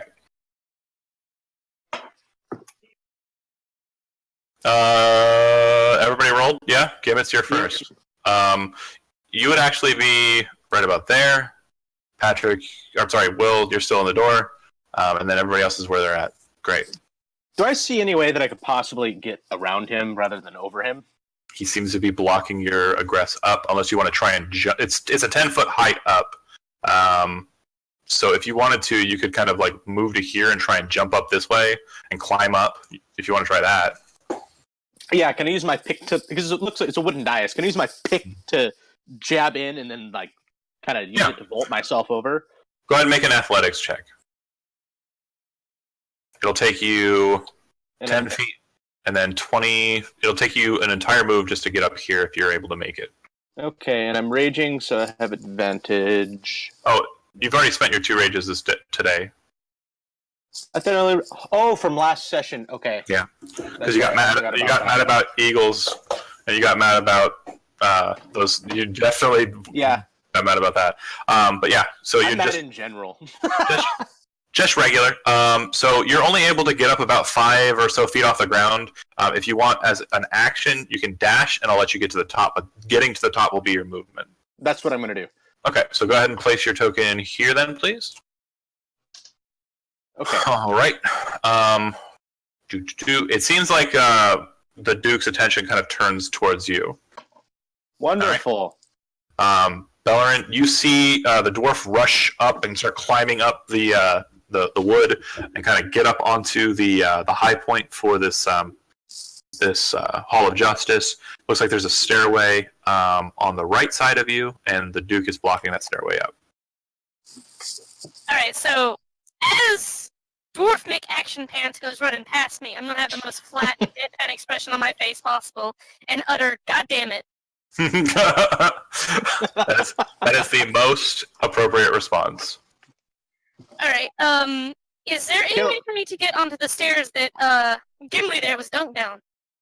Yeah, you can certainly go around Hadrian and go up the stairs, but again, at the end of those steps, at the top of the steps, is Shaquille O'Neal, basically. the dunker, if you will. He who dunks dwarves. Yeah. I'm gonna move. Andrean has a new title. He who dunks dwarves. I'm gonna move to here. I wanna grip the shield with both hands, and I wanna try to take a defensive stance on the stairs here. Okay. And I'd also like to kind of stare at him and say, "It's over. I have the low ground."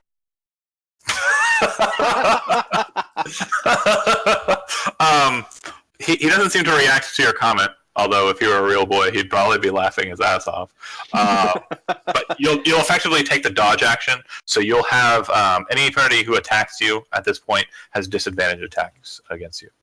And that comes into play right now because he steps forward with the short sword and starts just lunging in with this gladius-style blade in towards your shield.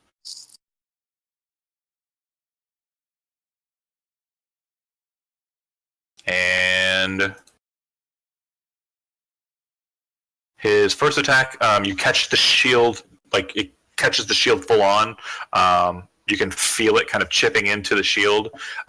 You kind of like are pushed back and the shield dusts to the side. He comes in with the next attack. You remember yourself and get the shield back in between you and him. It slams again.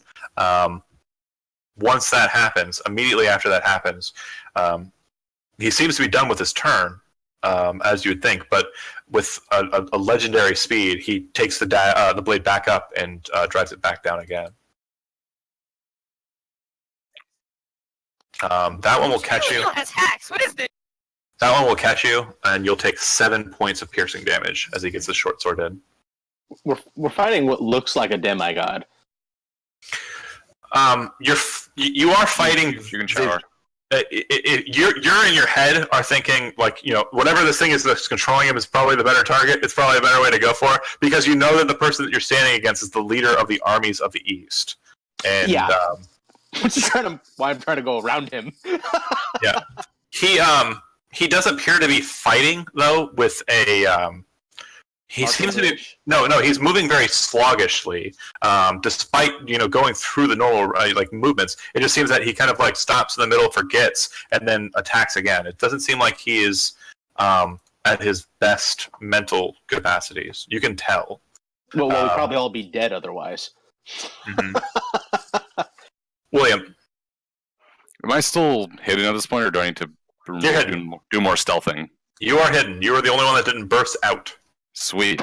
Okay, and how high is it to go from here to here? Just 10 feet. 10 feet, okay. So I'm gonna do, let's see how far I can get. So I want to get here, and then I want to attempt to climb up to the highest point. Is there enough grip on the wood, or is it like polished? It'd be difficult. You should be fine. Okay, so I can just kind of climb 10 feet? Yeah, if you can, I say make an athletics check. It's not terribly high DC. Okay, let's do it. Oh. That's not a good enough one, though. So, yeah, you do have some trouble getting up. So you're going to be... Right. If you want to dash, I'll allow you to make it up. No, I'm going to wait, because I want to use my action something else. I want to take to heart what Gimitz has been saying, that he thinks there's something else at work here. And I want to try to listen or look, or just even like just some kind of like, that feeling when you're like, something's not quite right. I want to see if I can kind of pick up on that and where it might be coming from. Okay. Is that like a check or?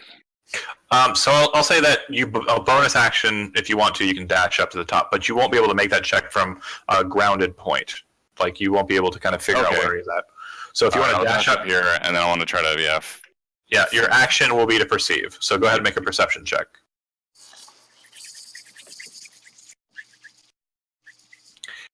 As you're kind of looking around and listening in, you hear this slapping kind of slimy noise that's very just muted right next to you.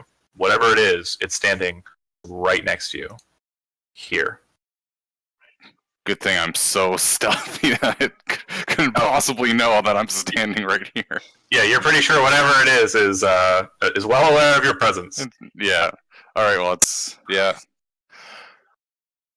Hadrian. Does Von Dreyen have a son I'm aware of or have seen in the past? You say son? Child.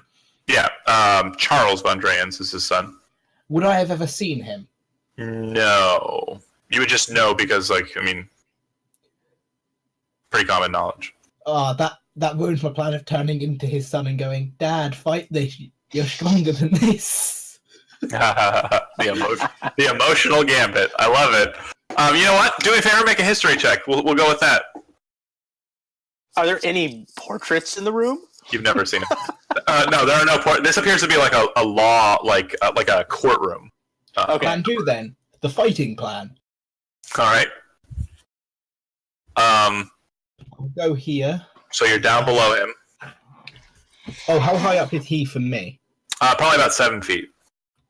So if I aim upwards in this general direction with a burning hands. Yeah, you'll hit just him.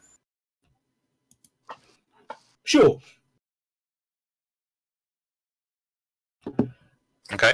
And I'm just going to say as I do it, I did tell you there was fire about. Belorin, you watch as he gets his fire gout ready and just sends it launching up into Vondrean's. Oh, there's one out nearby. What is with this fire thing? The Duke seems to turn his attention towards Hadrian and interpose like himself like kind of at him. He takes the brunt of it, but he seems to be hitting it at its weakest point at the start of the cone, not the end of the burst. He takes the damage, but because of his movement, because of his dex save, he seems to have taken less of it than he should have. And to answer your question, Belorin, I just like fire, okay? I like not being burned. And I like then- ale. Then I'm going to disengage. I'm going to disengage with the rest of my movement. All I'm going to right. bonus action, disengage, and just come.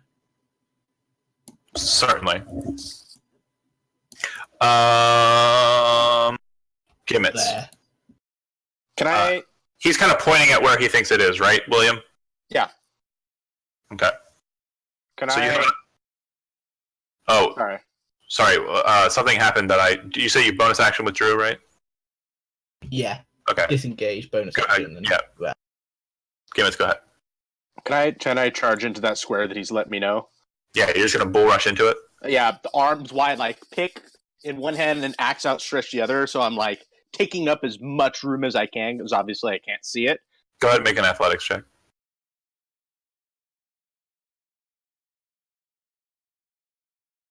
Oh, that's not a thing that happened. I didn't click that. That's not what I wanted. That's the Duke's check. Why would the Duke be saving against your nonsense? Also, why is he rolling out into the open? Yeah, I was like, I saw that. I'm like, I'll take that. That's a lot less than my 16. No. Sorry. Okay, great. You kind of charge at it and kind of catch onto the railings. Whatever it was, you kind of hear some kind of movement, but you're not sure which way it stepped. Okay. All right. Can I take an action to swing at it? Yeah. Which direction are you swinging? North or south? North. Okay. Don't roll dice. It's fine. You just start swinging wildly in that direction. It doesn't catch on anything. Okay. Belorin, you are standing toe to toe with a War Duke.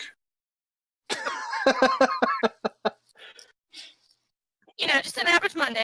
You're going. It's still doing full defensive. It did seem he got really lucky with that third attack. Yeah, I have a question. When Sure. Flame McFlame Wizard over there decided to, do fireballs at us, he turned to look at him, right? Yeah, he's not paying attention to you right now. And he's standing sideways on stairs. Yes.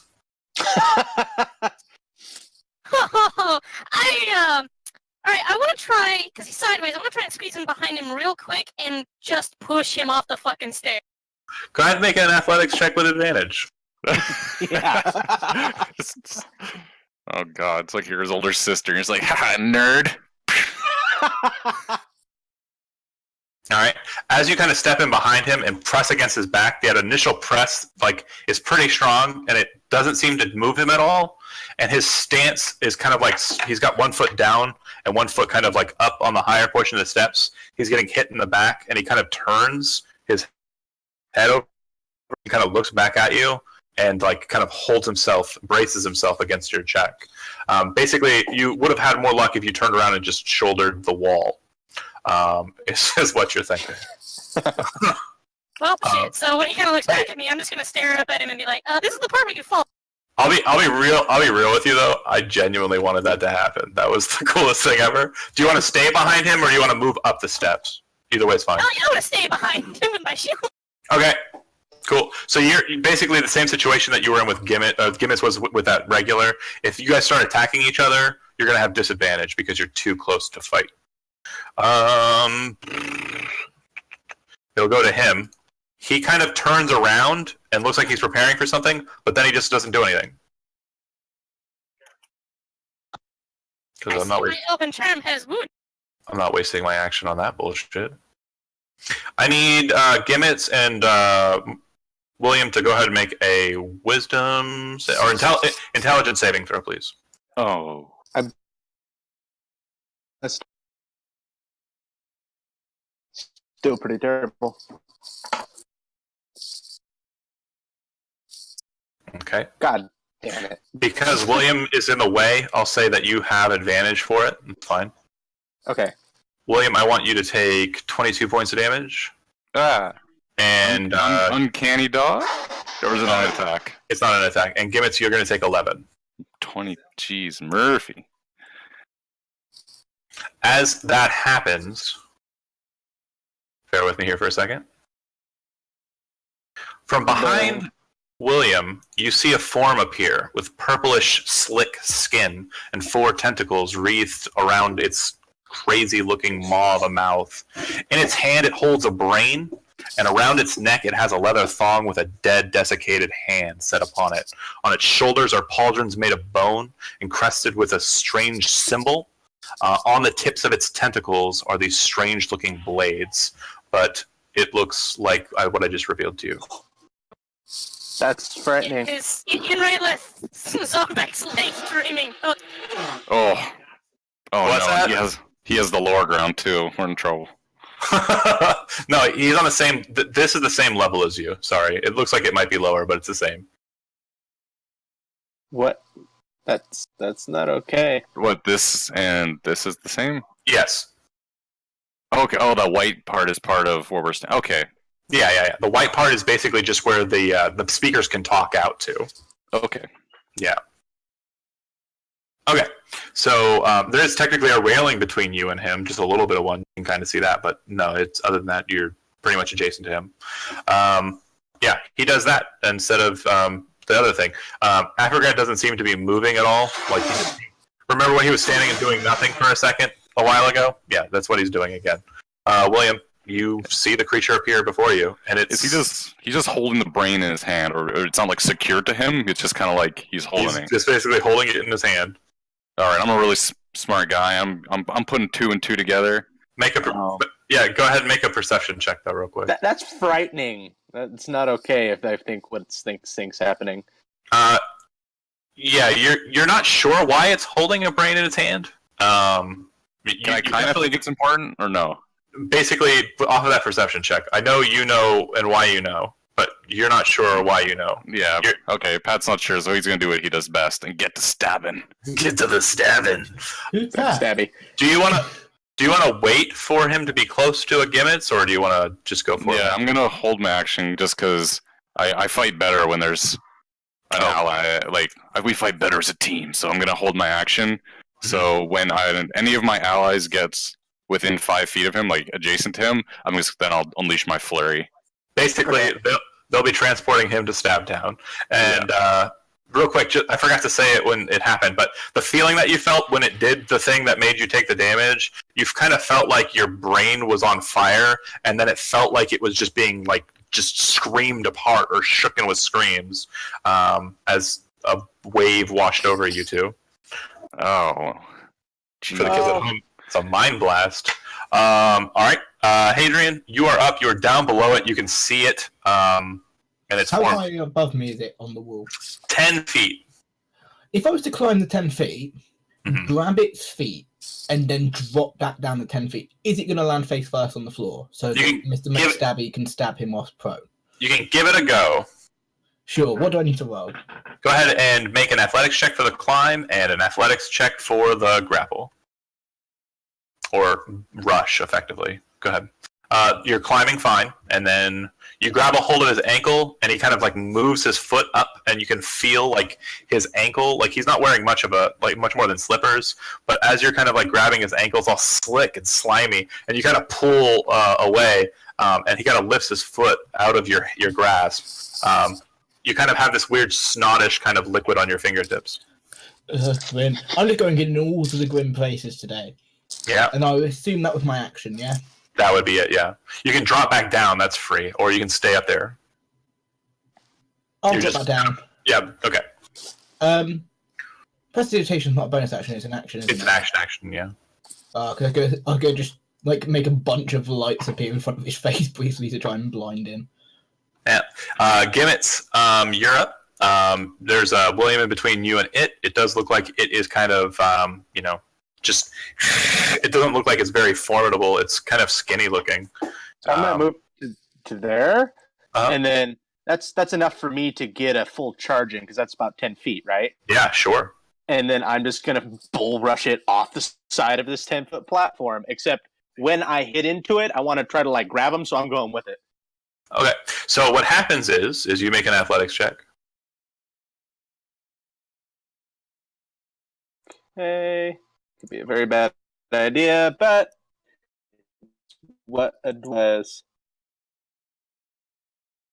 Okay. So he kind of just steps aside with kind of like an unnatural grace, and you damn rush it. past him. Because of your intent, you do drop down to the floor. Go ahead and roll a 6-sided dice and take that much damage.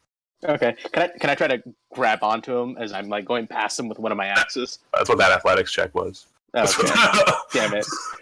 I mean, as he moved away. No, that athletics check was you trying to hit him. Yep, you take Okay. 2 damage. You are prone. You didn't hit the ground on your feet. Okay. Because Gimitz is next to him, can I take my held action, He's or is he not. too far down? Oh, as he's kind of going into him, yeah, perfect. Go ahead. Because what I'm thinking is the guy had to like kind of turn his back and step back to dodge the dwarf, and what he did, I was right into my Yep. in my staberinos. Go for Yeah. Stab it. Kill it. it. Ooh. Any of those hit? All but the middle one, obviously. Yeah. Nice. Go ahead and sneak attack damage. Actually, yeah, sneak attack damage. So it'd be 16, 31. Nice. He looks very aggravated by you. Uh-oh. Is his blood red, or is it like inky, squiddy poop? When you stab him and kind of get him to like take the wounds, your dagger kind of hits the flesh and kind of like pierces it, and you pull away. Nothing seems to be pouring out or exiting him, and it looked like it didn't actually pierce flesh but bruised it. The purple coloration around where you hit and the torn cloth looks like it's kind of like a weird darker purple. Ooh, weird. His weird physiology. Yeah, strange alien physiology. Belorin, you've got the Duke here, but again, like I said, he's pretty much just standing there. If you want to, do you want to try again and shoulder check him off? Fuck. Was that fuck yeah or fuck? Fuck yeah! Alright, go ahead and just don't roll me dice, because he's not resisting. He takes the shot and falls 7 feet, lands on his back on the ground. He actually breaks the wood underneath him because of his weight, and actually forms a Duke-shaped outline in the floor. That's your action. Do you want to move up the steps to get to this weird squid face guy, or do you want to continue fighting the Duke? Gimitz is screaming, "Kill the thing with the brain!" Yeah, I'm gonna move up. Okay. Can I get to there without a... Yeah, you should be fine. All right. And then it will go to it. Both of you two who are up there with him, make a perception check.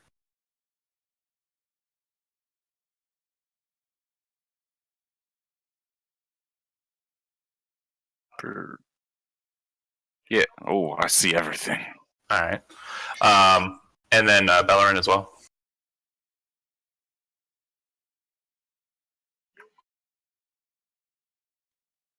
The button doesn't seem to be working. Okay. There it goes. So you both see him, like, with his one hand that's not holding the brain, stab his fingernails into the brain like it was some sort of, like, keypad. And as he's doing that, the hand that's on his, like, he's wearing as a necklace, the fingers start moving in a very similar pattern. the two of you that are down below watch the Duke get up and walk over to you and start attacking. Oh dear God. He'll go for Hadrian first. 11 points of damage. Hot damn. He'll go for Hadrian, or not Hadrian. He'll go for the dwarf next. He'll hit for 7 points of damage. And then instead of using his legendary to do the thing that he did before, he's going to basically he's going to look at you, Hadrian, as he kind of pulls the sword out of you, and he's going to cause you to kind of like rethink a lot of things. I need you to make a wisdom saving throw.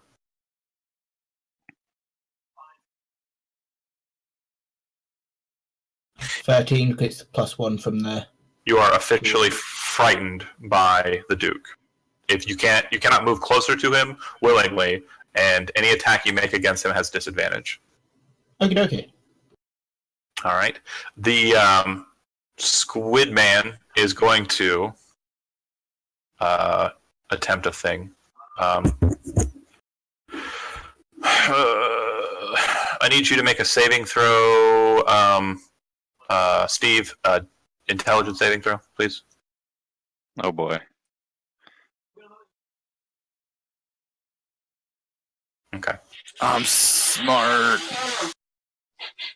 He leans forward over the brain as he's like playing with it, and his tentacles lash out at you. The blades of them come scything in towards you and slam into your shoulders and kind of pull you closer. The top two leave your shoulders and hook onto the back of your head. As you kind of feel them touch, this strange sensation kind of like starts burning in your brain, but you resist it. You're like, no, I don't want any of that. And but he does have you grappled. Ooh, can I look at? Am I like staring into his gross mouth right now? Like is it like a scoop, like a circly? Is it more like a lamprey? Okay, like a lamprey mouth. I was gonna say, is it like a squid beak, or is it like a lamprey mouth? It's like a lamprey mouth. Yeah. Yeah. It's definitely a very vicious looking thing for sure. But yeah, that'll be it. That'll be its turn. You're up next. You are in a grapple with it. I'm gonna try to free myself from the grapple. Okay, go ahead and make an acrobatics check. No, you are still grappled. You can still attack it if you'd like. Yeah, I'll do that. I'll kind of have to swing wildly since I can't really see too much except for a gross mouth. Mm-hmm. Hit, miss, hit. And you have an ally adjacent, so sneak attack.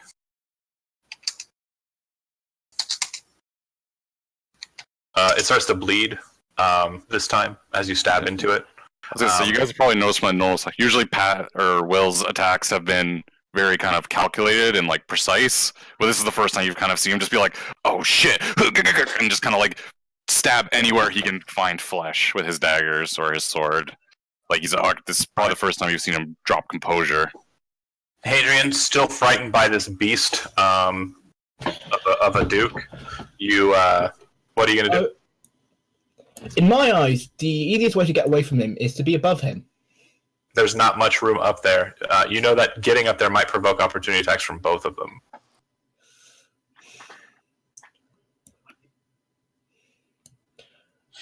I'm going to throw Burning's hands up.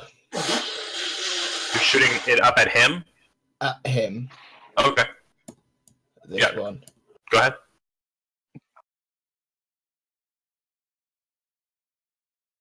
So the cone's going in an upwards angle. Yep. And because he's kind of at a higher position and you're not like hitting him directly, the fire kind of is being like buffeted. It's not going around and up and over. Do you get what I'm saying? Mm-hmm. Yeah, this isn't like a fireball, doesn't splay out and around. So he kind of ducks down and doesn't seem to take the brunt of the fire. It only just slightly grazes him. And then I'm going to disengage and run like hell. Okay. You hop down off of it and you run towards the center of the room. The second you stand there, though, the intensity of the light from the two sides kind of like hits you, and you feel like no matter what, if anybody asked you a question right now, you'd have to tell them the truth. Oh no. Yeah. So you're in a courtroom and you're standing on the sands, effectively. Yeah. Anybody who's put here answers truthfully. Gimitz, you are up. You're below the guy, 10 feet below the guy, and then you've got the Duke right in front of you. He appears to be action Jackson. So. And I'm bleeding pretty fucking bad here. What's the distance from, say, here? Is it the same as if I was on the platform up? It would be 13 feet down. If you drop down off the platform you're on 3 feet up. The platform he's on is 13 feet up off the ground. Okay, so can I drop down to here and then try to pick my way up that 10 feet? So you're wanting to go up after the illithid?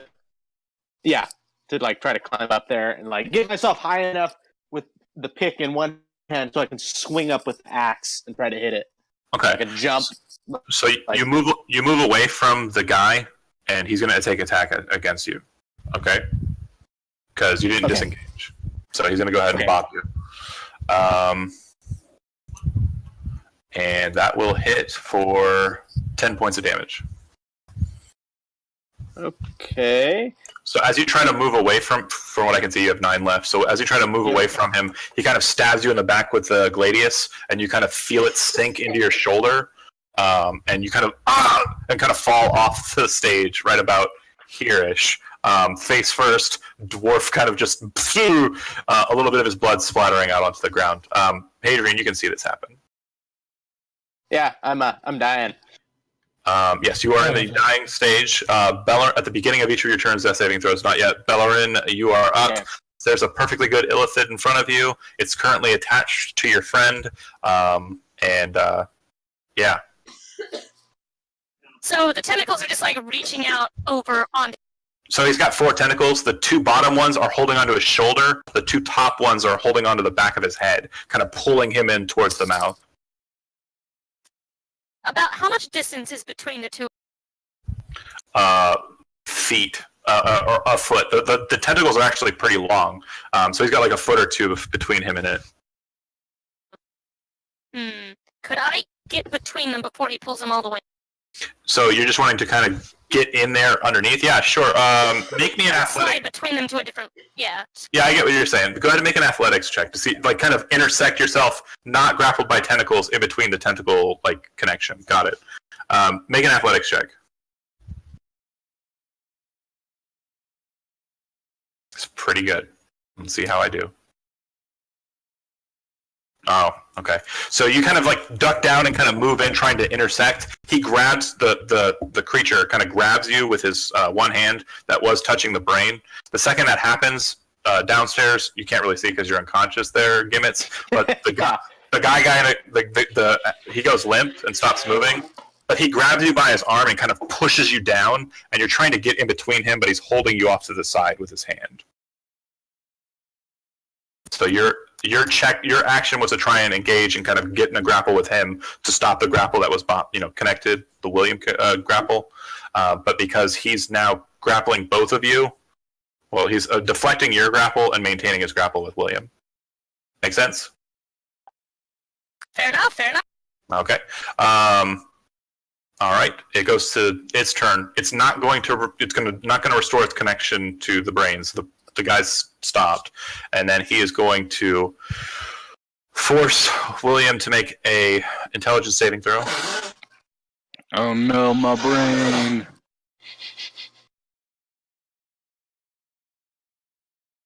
How are you not on Steam? Me? Yeah. Oh, I'm just up here offline. Oh, never mind then. I'll just do this. It's okay, I can come online. No. I can just whisper you on this.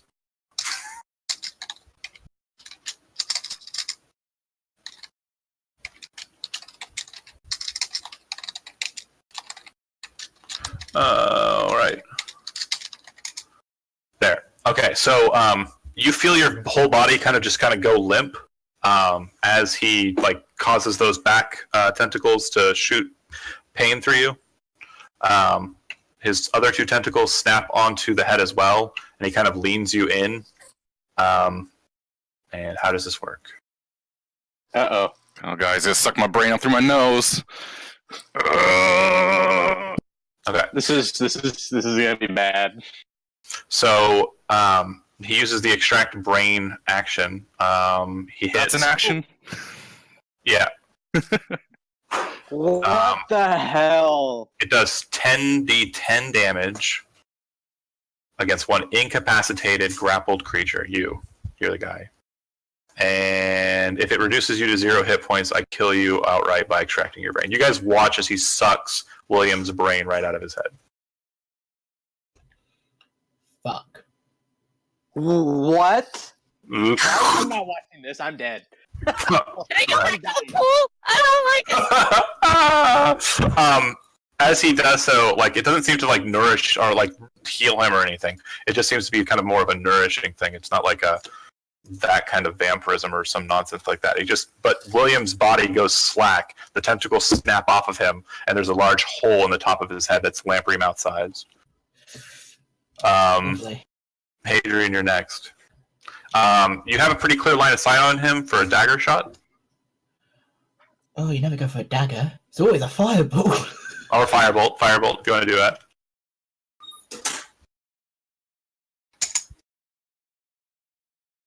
Yeah, that'll hit. And, oh man, really? Only 2? Sneak attack. Yeah.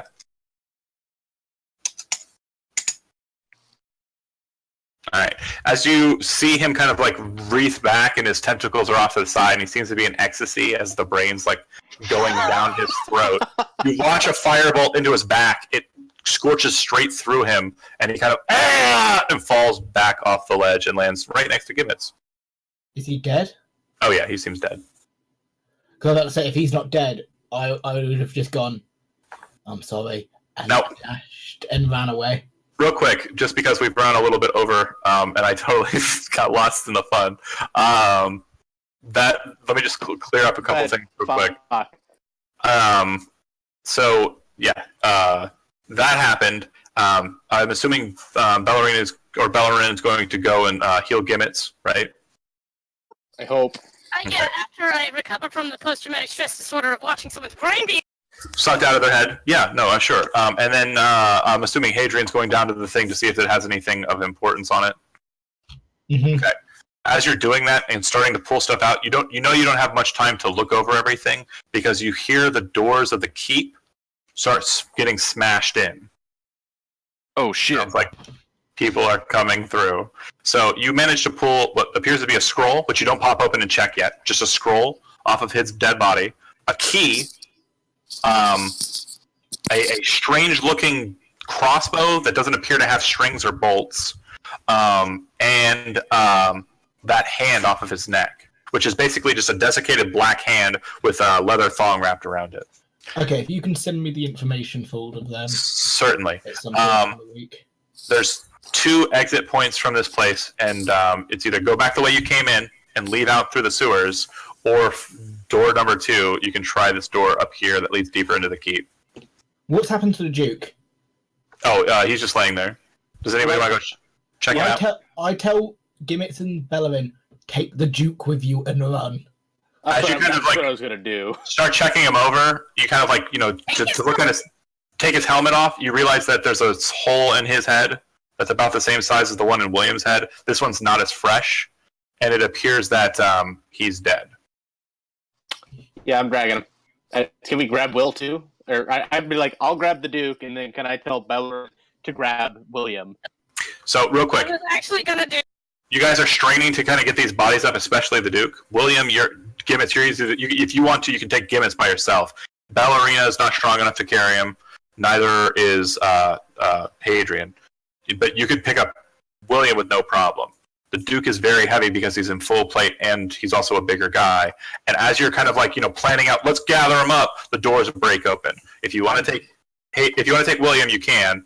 Otherwise, you're going to get caught out if you stay with the Duke. I say take William. Yeah, I'm fireman carrying. Let's all grab the Duke and drag him. So one more I'll say time. pick William. If you guys try to move the Duke, you know at this point, if you try to take the Duke's body as a group, it's going to be awkward and weird, like moving a couch. Take William with us. He helped us a lot. William's a frail-looking dude with no brain. I just shout, Gimitz, take William. I punch down and use my once per day Thunderbolt. Okay, wait. Here we go. Last time. We'll just do it this way. This is simple.